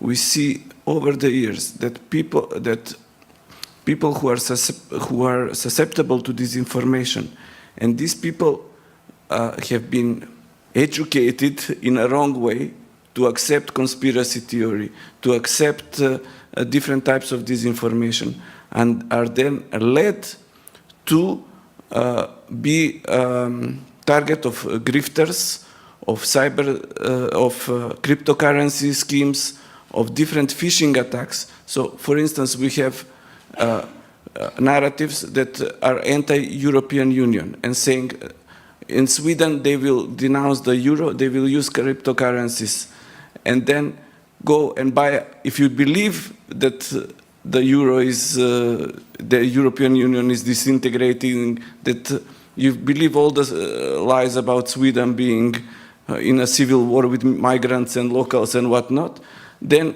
it's easier for you to click on the link that says, okay, this is the alternative, and the alternative, it turned out, were hacker groups in the eastern part of Europe, from Russia or from other countries, or Chinese cryptocurrencies website and so on, which is also related to the topics that we covered yesterday and today of spreading of soft power influence by anti-democratic regimes, by authoritarian regimes. And hand in hand, we have local profiteers who are exploiting the disinformation in order to actually take money from actual people. And however, it is also very important to see the cybersecurity aspect of the FIMI, of the threat to societies, to democracy, and to the social order that we like to develop, like the rule-based international and local rule of law and democracy. And that is targeting of vital systems in society with cyber attacks, which are then used within narratives for which include disinformation and anti-democracy messages. Because the idea is to persuade the people that the democracy is not functional, to increase the populist message that there is no hope, that there is no need for civic engagement, and other activities, that you should only surrender to those who are powerful and who are from the same center, and that's why we think we have a very present situation in the region of fake bomb threats, which were targeting almost all countries in the Balkans in waves.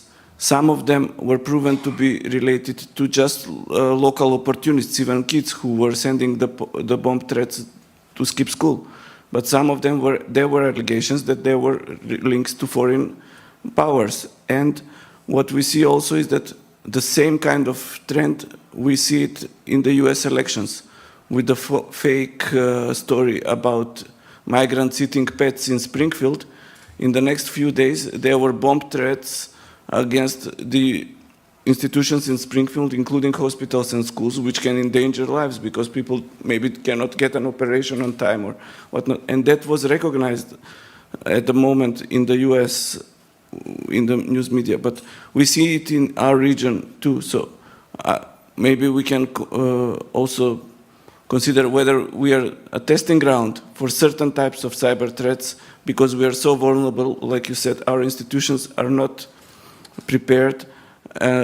We are not part of our state institutions lack capacities.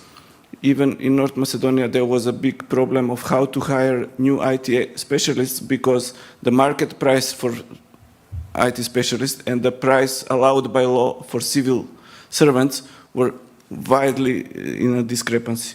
So in conclusion, we really need to work together, to network more, and I can tell more about that in the next questions. Thank you. I totally agree that disinformation, besides that it undermines the public trust, it's also a threat to democratic processes. So it's not only related to media, it's broader than that. Last but certainly not least, I will give the floor to our third panelist, Mrs. Orchidea Jaferaj. So your work spans multiple fields, from cybersecurity to digital rights and governance.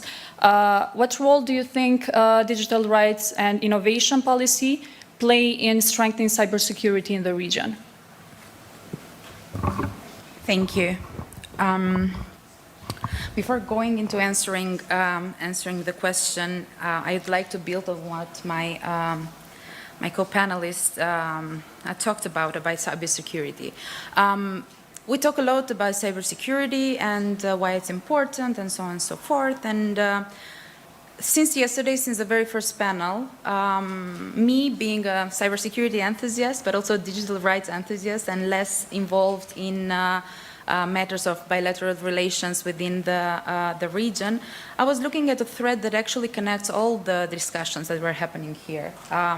First of all, why do we meet and why do we talk about these things? It's because we, or us as media representatives or civil society organizations, we have put upon ourselves a mandate of protecting public interest. And while during the first sessions, we had this discussion of how people are interactions between themselves and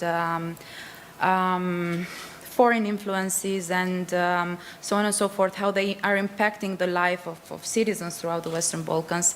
Cybersecurity, in my opinion, is one of the tools that we have at our hands in terms of protecting these rights. And when we talk about cyber, we think about digital rights. What are digital rights? Digital rights are human rights in the digital world. And basically, cybersecurity is one of the gatekeepers of safeguarding our rights. And we've heard throughout these days about human rights violations. We've heard about the impact that certain policies or lack of policies or lack of collaboration between our policymakers are impacting human rights of people. We heard about the Rio Tinto processes and different interests in there. And misinformation and disinformation is quite important into that, but also how our rights are being violated in person, but also digitally is very important. We talk about cyber and we talk about adversaries, and we've heard a lot through these days about malicious or malign influences like state actors impacting on different disinformation campaigns in our countries. And Hekuran mentioned how media and civil society is being attacked. And I always like to make an emphasis that there are different threat actors, different cyber adversaries out there. There are those who are interested in making a gain, so they are attacking anybody. They don't care what your political affiliations are or what you are believing in or not.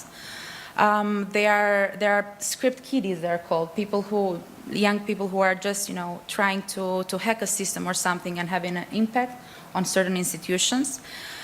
There are the foreign state actors who are organizing campaigns, and we've heard many things throughout the Western Balkans in terms of cyber attacks, bless you, that was true, in terms of attacks through our different countries' national critical information infrastructures.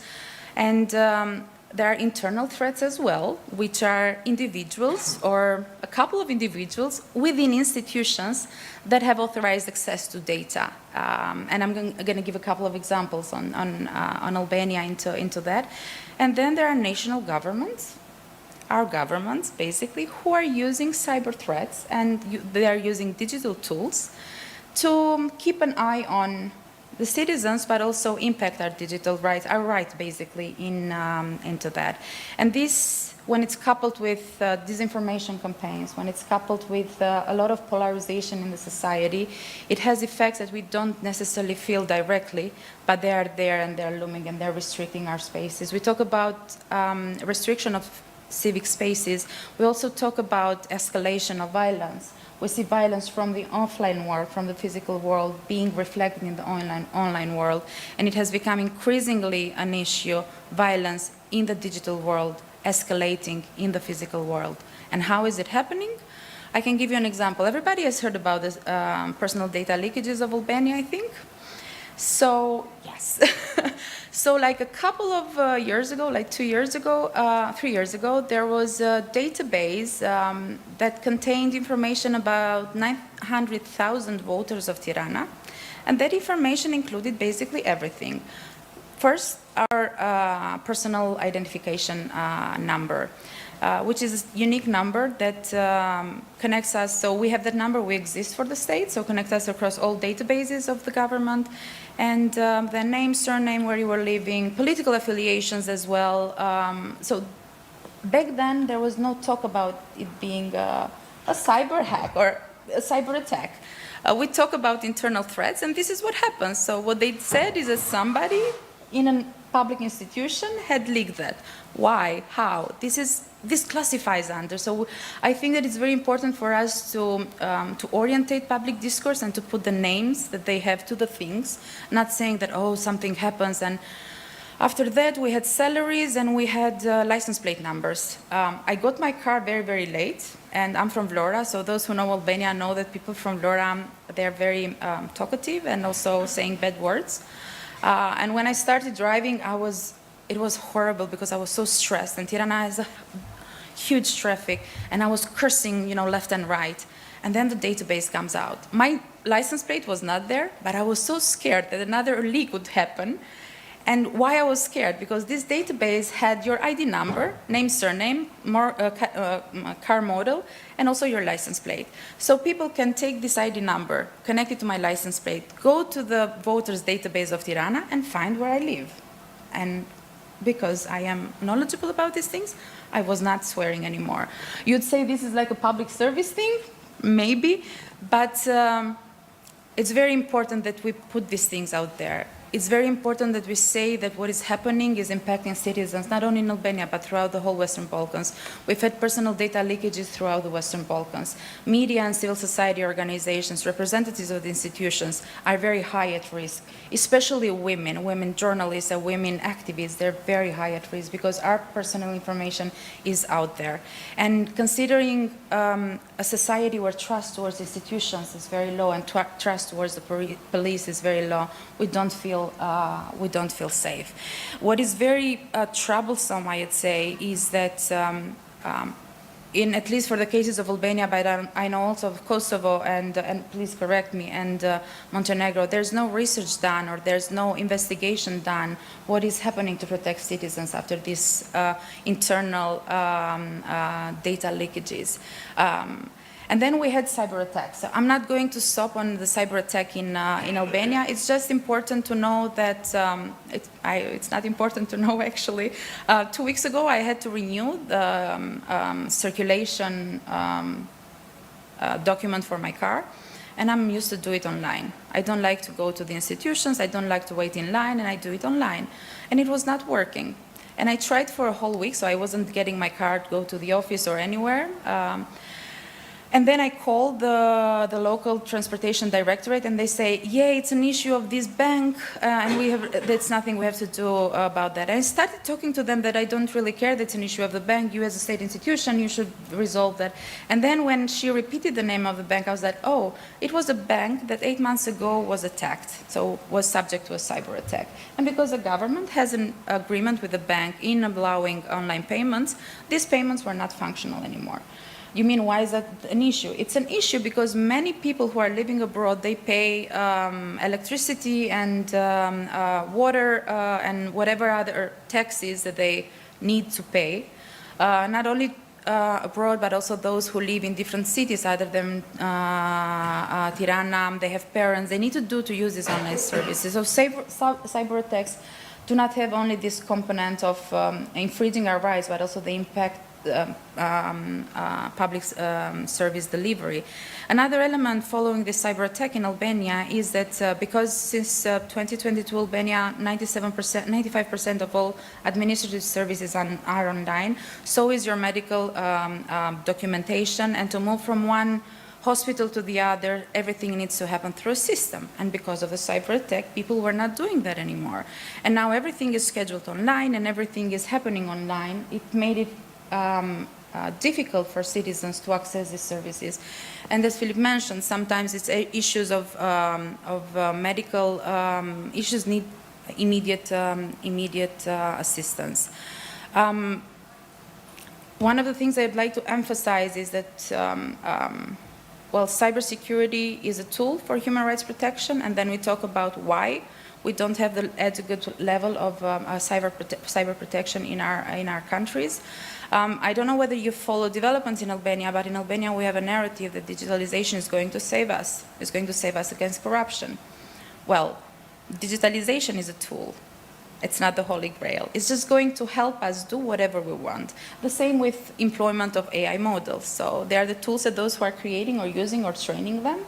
So digitalization is not going to save us. It depends on how you are building the algorithms. And also it depends on who is accessing and who has access control to different elements. Following cyber attacks in Albania, there are two main learnings that we have come up with, or institutions that have researched that and have investigated that came up with. First of all, people who are working in technical positions, they have no knowledge about the law. So if the law on personal data protection says that for a certain database there need to be only 20 processors of the database, investigations show that there were 27. Even people who were not supposed to, or entities who were not supposed to access the database, they already had access. And also access control and access control policies are something that we're teaching to the media outlets to do now, and when it comes to the institution side, they do not do that. So if you have led the national, if you've left your job at the National Cadastre 2 years ago, you still have access to the databases and to the information. And another thing is technical skills, and technical skills are a huge issue. But they are not an issue only for those working in institutions. They are an issue also for all of us as citizens. If I ask you how many of you change your password every month, who would raise their hand? No one. Okay, in the last 3 months? Yay, in the last 6 months? Only the ones that have changed it every 3 months are raising their hands. That's an issue. And I want to connect this to cyber hygiene digital. You mentioned digital literacy, and digital literacy is never enough to mention how important it is.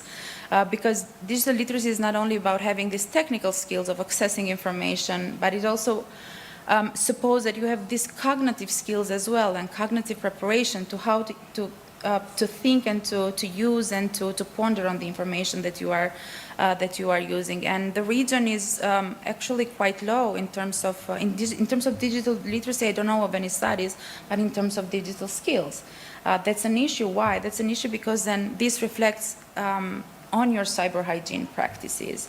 And what we have noticed throughout the years, and I'm not sticking to my notes anymore, which is an issue, we've noticed that even us as civil society organizations, we lack fundamental knowledge and skills when it comes to cyber, but also digitalization. And I don't think that cyber skills and cybersecurity education is anymore an issue of the elites.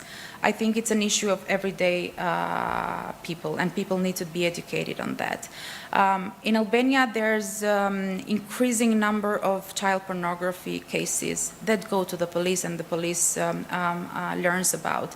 But there is also a huge number of cases that are not being reported.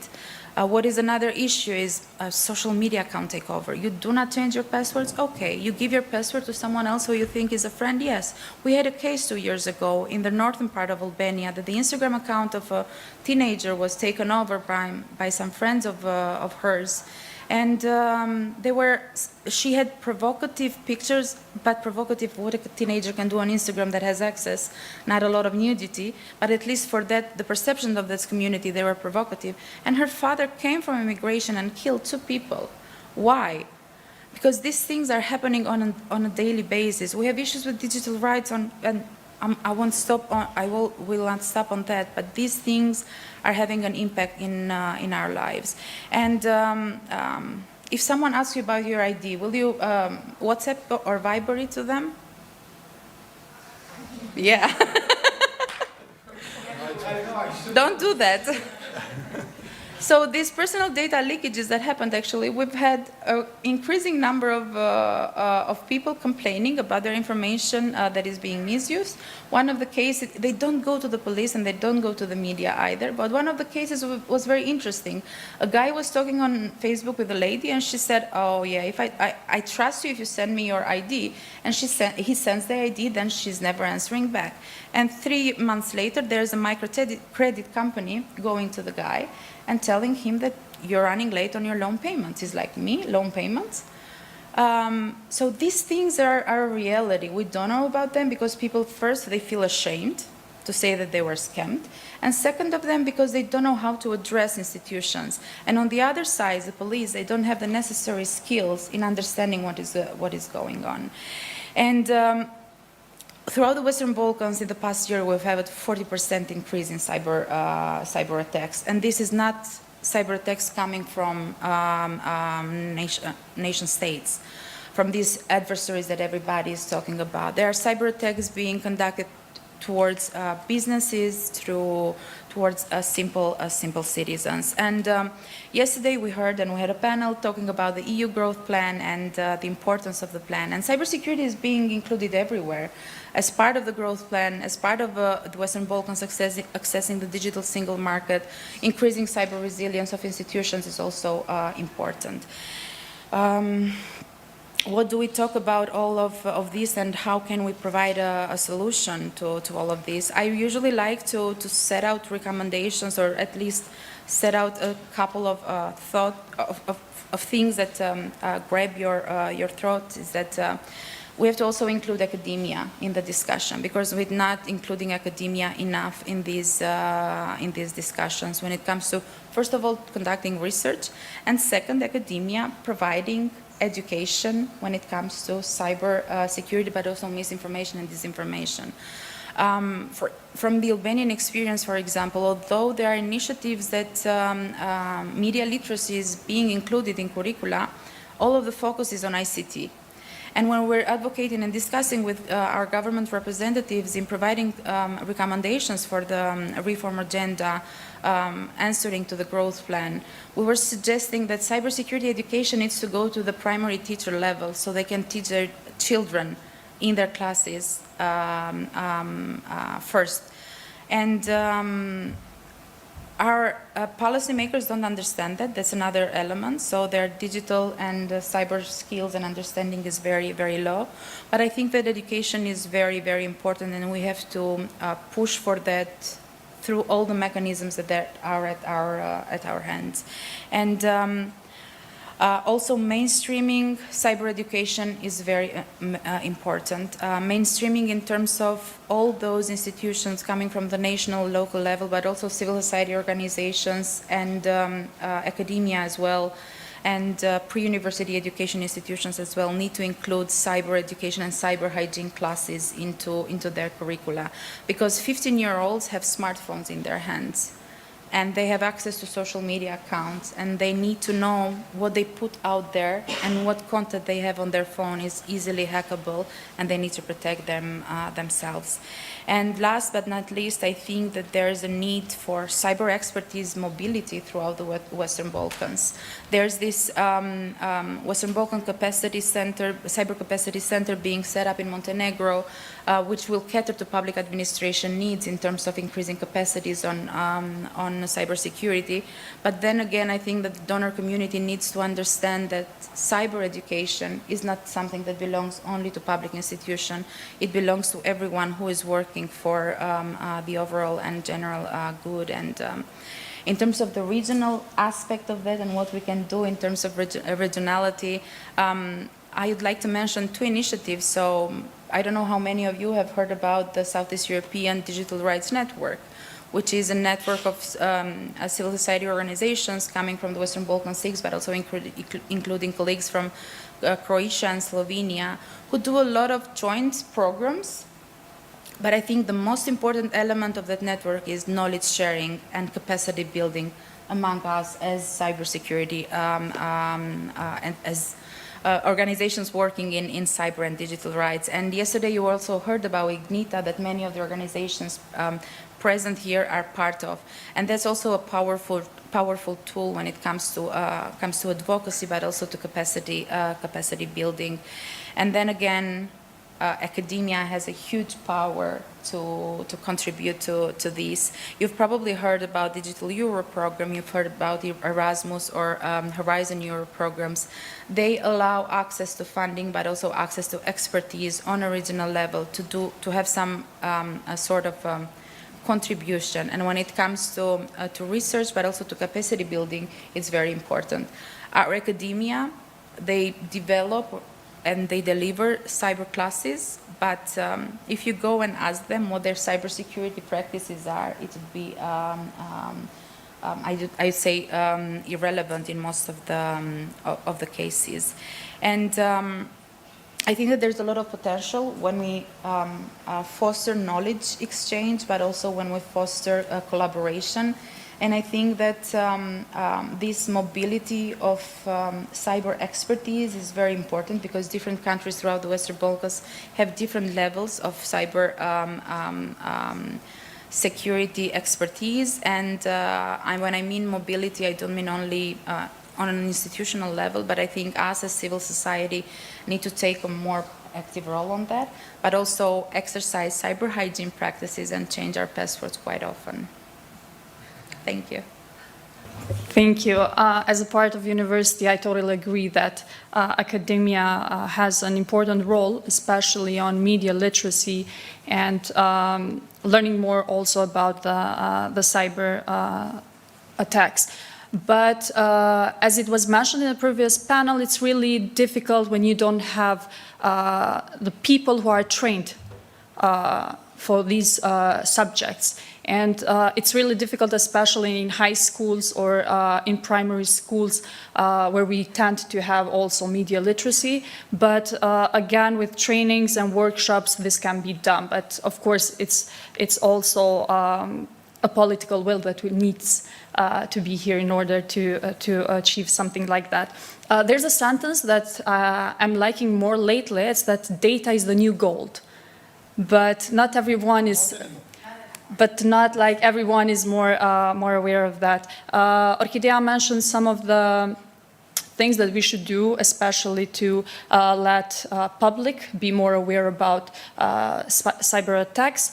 So I would like also to hear from Hekuran and Philip, as we already seen, is that public awareness about cyber threats is really low, and what should be done in order for them to understand more about the risks and also the potential measures that they have to get before and be prepared for this.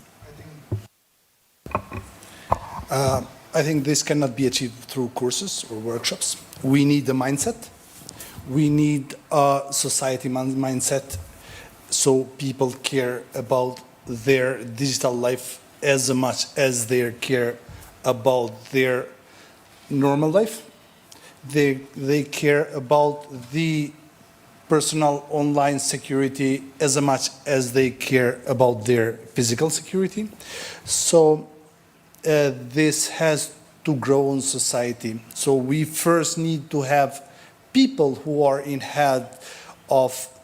charge of raising this awareness, to be aware for themselves about the cybersecurity, because the technology moves so fast. So even now we are talking about passwords and changing passwords, and even me feeling like changing my password, but changing password has been something of a couple of years ago.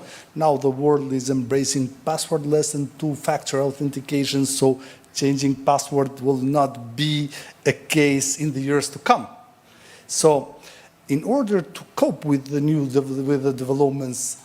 rapid developments that are happening so fast, we need to have a mindset of caring about our digital hygiene, about our digital life, so we can progress as the technology progresses. Because if we make a campaign about raising the awareness about the current state of the technology will change within 2 months.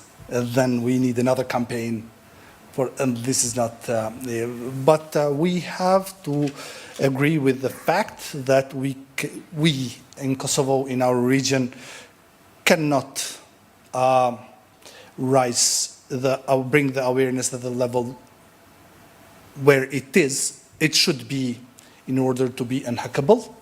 But trying to mitigate the consequences of cyber attacks and disinformation is all we can do as experts and professionals.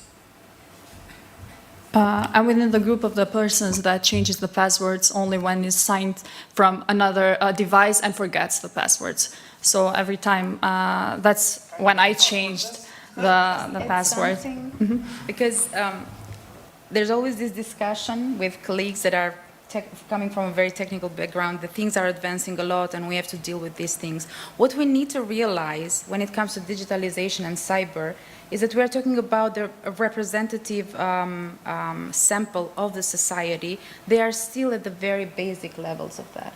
And when we talk about disinformation and when we talk about malign influences and when we talk about cyber threats, we're talking about a huge amount of our population throughout the Western Balkans that lack the basic skills. And we talk about, so I totally agree. If I ask how many people have 2FA or how many people are using the password manager, I raised my hand that exactly. I didn't change my password. But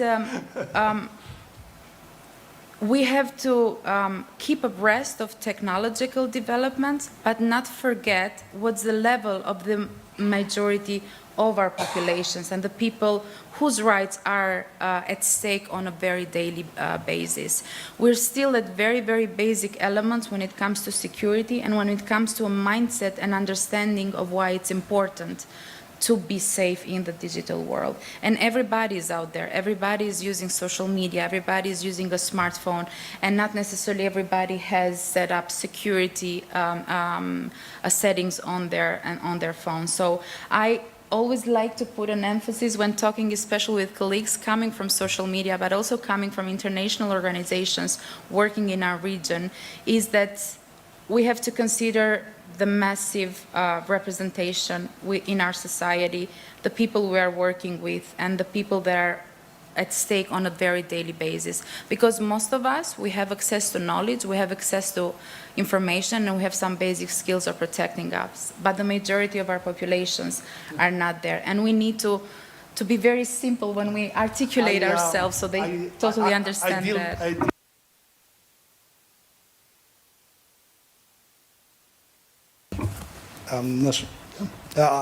As I said, I fight hackers for a living, so their skills are expert level. They do not forgive. Whether it is my mom or the prime minister, they will fight. And they will use all their arsenal to achieve their goals. So in this case, our population is impossible to protect. We have to protect our most precious one. So we don't protect someone, a normal citizen who doesn't have, who may have his ID stolen, but we care about the prime minister and president. That's where we need the mindset. Because we care about the government, we care about the critical infrastructure, we care about the data, we care about highly sophisticated disinformation campaigns. Just an example, I don't want to take a lot of time, but last night around 10 o'clock in the evening, one of the most respected journalists, owner of a media, my dear friend of mine, called me and asked me to help him because his site was acting weirdly. Me and my team started and found a line of code in the website. Just a line of code. It was impossible to detect it without being very careful. That line of code was tracking all the visitors of that website about their activity and building a database on their interests. So when we talked about disinformation campaign and how to be conscious about not being victim of disinformation campaign, we have also to be aware that hackers that are launching the disinformation campaign has all the data about you, so they are not going to serve you the information you detect. They are going to serve you something you consume. So that's why we don't see a lot of disinformation on the website, because the disinformation that are served to us is in the level of our expertise. That we consume it, and we don't know that we consume it. Thank you, Philip. Well, I'll try to address your question in two target groups. One is civil society, other is state institution. They're, of course, interconnected. But what we see, I will echo your recommendation. Our involvement in networks with other civil society organizations has been crucial for our success in building our capacities or combining capacities with others in order to face some challenges, because we cannot expect from the civil society organizations to become all cybersecurity experts or programmers or whatnot. But we can, so for instance, both the Balkan network that you mentioned is, we are also member, and we are member of European Digital Rights Network EDRI since 2006, which was been instrumental in our acquiring knowledge, but also anticipating trends that come from the more developed world into our country. And the region. And that's why also we started this year the initiative for an alliance for artificial intelligence to engage the civil society and other stakeholders in order to face this new type of area, which is both can be beneficial or not. And we don't have an ambition to overstep our capacity. for even much bigger countries and much stronger countries than ours are. In the Balkans, there's sometimes in the nationalist circles megalomania. Oh, our ancestors did that, conquered that, whatnot. But I would recommend one little paper by Klingendijl Institute in the Netherlands about how Dutch society should face the AI problem. And they say that they are not one of the biggest countries, and they can function, they have an industry that deals with AI, but they can cover only one portion, and that's why they have to integrate into larger European EU or European continent-wide network or system that would be able to develop AI products at the level of other continents. Like most of AI comes from the US. It's a whole continent working on it. The whole infrastructure, 3,500 universities cranking up intellectual capital, so there are several hundred specialists and so on. So that's why networking is important. That's why we also urge organizations to join or work with networks such as Balkan Anti-Disinformation Network for the Balkans and our Western Balkans Anti-Disinformation Hub, which we had a session previously. I can put a little advertisement, antidisinfo.net, and we try to also share the knowledge in all languages. So whenever we can, we translate or between each other. But the essence for involvement of civil society could be both as a transmitter of knowledge to the general population, of course, informal education and so on, but also at the policy level. We cannot build the capacities for all NGOs to be cyber experts, but they can apply the knowledge about cybersecurity in their respective fields and influence policies in order to make the state institutions become better servants of the people by increasing their cyber safety levels and cyber capacity levels. And in particular, as a defenders of human rights online, because civil society organizations are best placed for that special manner. And on the other hand, I will address the state institutions. What we see is that the lack of transparency is harming these efforts. So if we have higher transparency of state institutions alongside building their technical capacities for defense, it is also very important and is a vital element of building or rebuilding the trust of the citizens. Because even with the COVID, which is another area, but is similar in the way of how mental and societal processes worked, we have seen the damaging role of distrust, of not accepting the actual science results. And only 50 years ago, in our region, in the Balkans, we had another deadly epidemic threatening variola vera, or big measles. In Yugoslavia, it was brought and it was eradicated in 1 month because it was going by the book. And the people trusted the institutions. So 17 million people got revaccinated. So only 30 people died. The death rate for COVID, I think, is very low. But this disease had a death rate of 60%. So it is unimaginable now how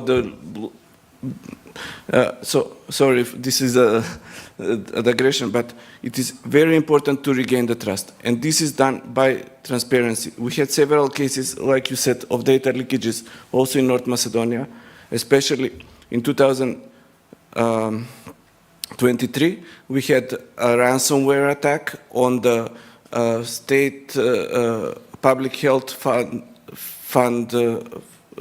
security, the public health security fund. There was no information afterwards what happened, how it was solved, what happened with the personal data of each individual citizen, where they ended up, where they're still at large. And we also had an attack on State Election Commission in 2022 when their website was temporarily dysfunctional, and it was used as a staging ground for disinformation campaign of supposed screenshots from the website indicating election fraud by and inciting interethnic hatred. So it was really, afterwards we have no follow-up. So it is very important for the state institutions to develop capacities for strategic communication, to inform the public about all the aspects that are relevant for the public and for the citizens to know in order to increase their safety and the safety of society, because the feeling of safety is also aspect of building of trust. And of course, for our country to engage with the European institutions such as ENISA, where we don't have, ENISA is the EU agency for cybersecurity, and this is also a resource that our region needs to connect better with. Thank you. We have a few minutes. If there's a comment, suggestion, or question for our panelists.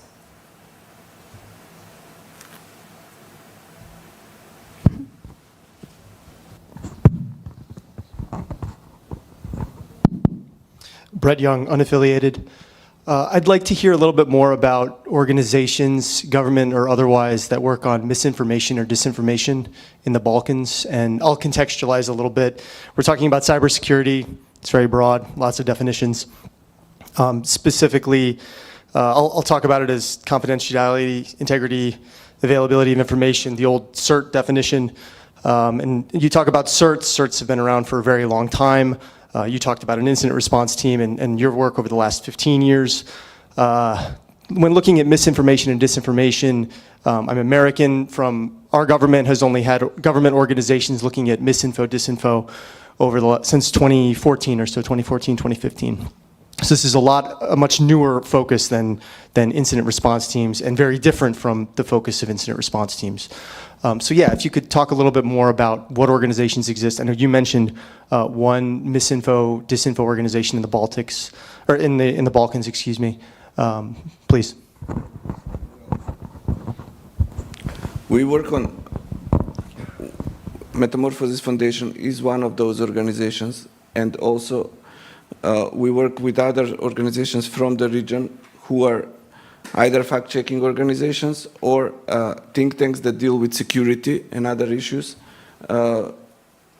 I can name them all, but also there are other media organizations that work with this information from the viewpoint of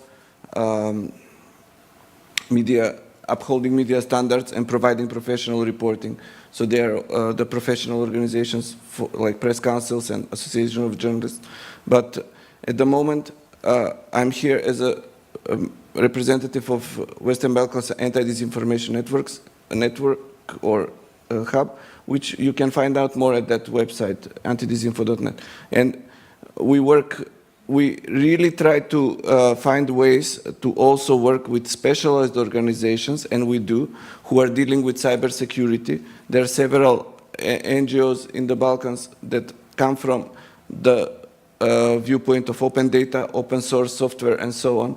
And there is capacity in the region, and if it's interconnected, then we would be able to overlap and to complement our needs. What our approach has been to start from, because we are fact-checking organizations, member of International Fact-Checking Network and the European Fact-Checking Standards Network, we started with fact-checking. We realized very quickly it's not enough. When you deal with this information, you have to deal with the whole media environment, and also with cybersecurity, and also with digital literacy and media literacy. So the spectrum is vast. I'll be happy to talk to you after, but not to clock the time. Just something of, it's not relating to civil society organizations, but I don't know whether you follow developments. For example, in Albania, for a couple of months now, we have a special ad hoc committee, a parliamentary committee on disinformation, which supposedly will address issues related to disinformation in the country, content moderation, platform algorithm changes, and so on and so forth. This is very problematic from a regulatory point of view, having a public body or a public entity or a public gathering of public people to interfere in such issues, especially when you look at disinformation practices and how deep they are in Albania, when we see mainly, to a very, very large extent, propaganda. And there are a lot of considerations coming then from these public entities when it comes to freedom of speech and silencing voices in the name of fighting disinformation. If I may intercede, we have at the moment across the Balkans we try to also start or continue advocacy efforts in this area because policies need to be made. However, like you said, it's very important to take into consideration the need to not, how can I say, use cybersecurity and security as an excuse to infringe on human rights. There can be no trade-off because otherwise, very soon, we will lose the security also. And that's why, for instance, in North Macedonia, we have an initiative that had to build up over 2 years in order to first gain trust between the civil society organizations, the media organizations, to agree on certain principles that would be then proposed to the government in order to protect, to safeguard the rights and the freedom of expression, not to use the danger of disinformation as an excuse to infringe on them. And last year, the government showed political will. It is also part of the EU accession process because our governments are obliged to develop these types of systems as part of the EU accession, EU acquis. And the government accepted the proposal to use these principles as a way to start an inclusive process based on all society approach, so to include academia, judiciary, parliament, party, private sector, health, all sectors, in order to contribute with their concerns and with their application. However, we had the Balkan reality. Elections were announced at the end of the year. All political policy-making processes stopped, and now, with the new government finally formed, our effort is to reinvigorate the process. But it is very important to take into account this aspect of inclusivity and human rights protection. Thank you. If we do not have, okay, we have another question. Yeah, thank you so much. Anja Quiring, German Eastern Business Association. Just a short comment. I think what we see in the topic of cybersecurity, we had before the panel on misinformation, disinformation. Of course, it's always overlapping, but indeed, I think it's very useful to have a separate topic on cybersecurity and addressing especially this issue of how to save and protect personal and private data. And I would like to also include, and you mentioned it rightfully, the digital single market and the inclusion of the Western Balkan 6 is very important also from the perspective of the business, because if we try to support, to get more companies being active with the European single market, it means as well exchanging data from companies from the European market with the Western Balkan 6 for sure.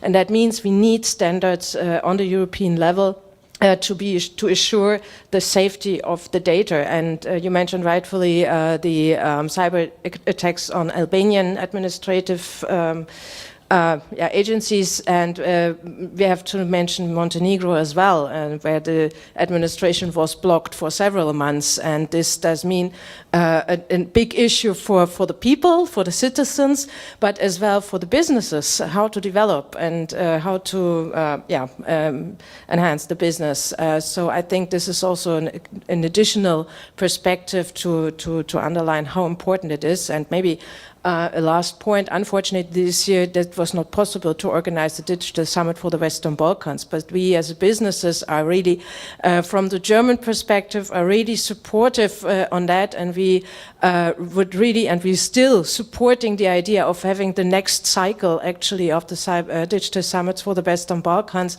because this is a dialogue platform we have developed over the years where really the academia can get together, the civil society organizations, the businesses and the politicians, just to really send a message to the politicians what is really needed if we talk about digitalization, where of course are maybe the problems, the challenges, but also where are the perspectives and the positive perspectives for both the citizens and the businesses. So no question, but just a comment. Thank you. I know there's a lot much more to say, but unfortunately we do not have time. I want to thank our esteemed panelists for sharing their valuable insights today. And this panel emphasized the growing cybersecurity threats in the Western Balkans, the problem with disinformation, the problem with the lack of capacities to deal with cyber threats. But as we all know, also the need for regional cooperation, because despite the differences that Western Balkan countries have, they also deal with similar problems, and they have to have more cooperation within them. So it's clear that addressing these issues requires ongoing innovation, cooperation, and commitment, and I encourage all to work more together and to safeguard our digital and democratic spaces. So once again, thank you, and thank you to the audience for having the attention for this 1 hour and 15 minutes. Thank you. Thank you so much again to the panel for really offering a high note, I think, of professional discussions on this topic. Okay, this marks the concluding thematic panels of our third edition of the Kosovo Peace and Democracy Summit. I want to note at least I saw 2 people who stayed throughout KPDS in each panel, so Anja Quiring, Marco Prelis, thank you. Probably others, but I noticed you too, so thank you for being in each of the panel.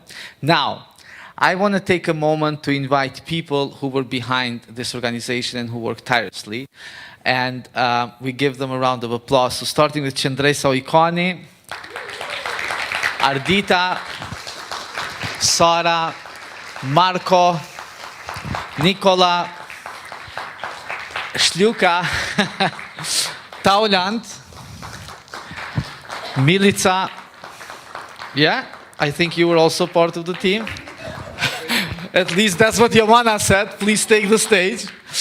Hana, Tamara, Shtirim Tare, Vlerina, of course, Fitim, Redona, and Alban. I don't forget this time, but he's not here, huh? No, okay. And now let's invite the dear leaders of this organization. So Jovana, Bardi, and Mentor, and Agon. You are part of the team who came up with this KPDS, so you also should be up there. Now, I will kindly ask all of you to join us. And Milica, sorry, Andris Rakic. Sorry. Yes, I took over as Master of Ceremony. Milica did it for the first 2 editions, so I now see how difficult, yes, it was. But please, everyone, join us in the stage for a family photo, if you don't mind, with the whole team of KPDS. Let's have a team photo first, yes? And then with the... Wait, I'll close the... Yeah. Abilina, please. Could be bien. Yeah, okay, yeah. Wait, yeah. Wait. I'm gonna look weird in the picture. Please join us. Victoria.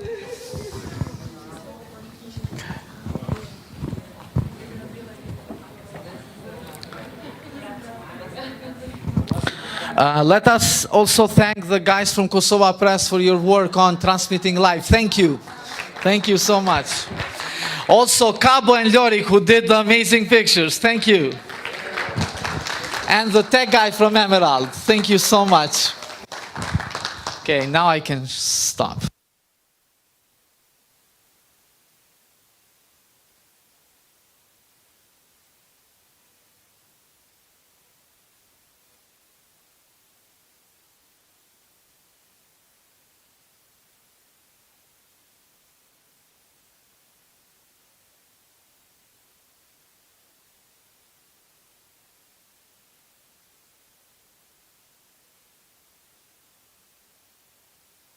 See you in KPDS 4 next year.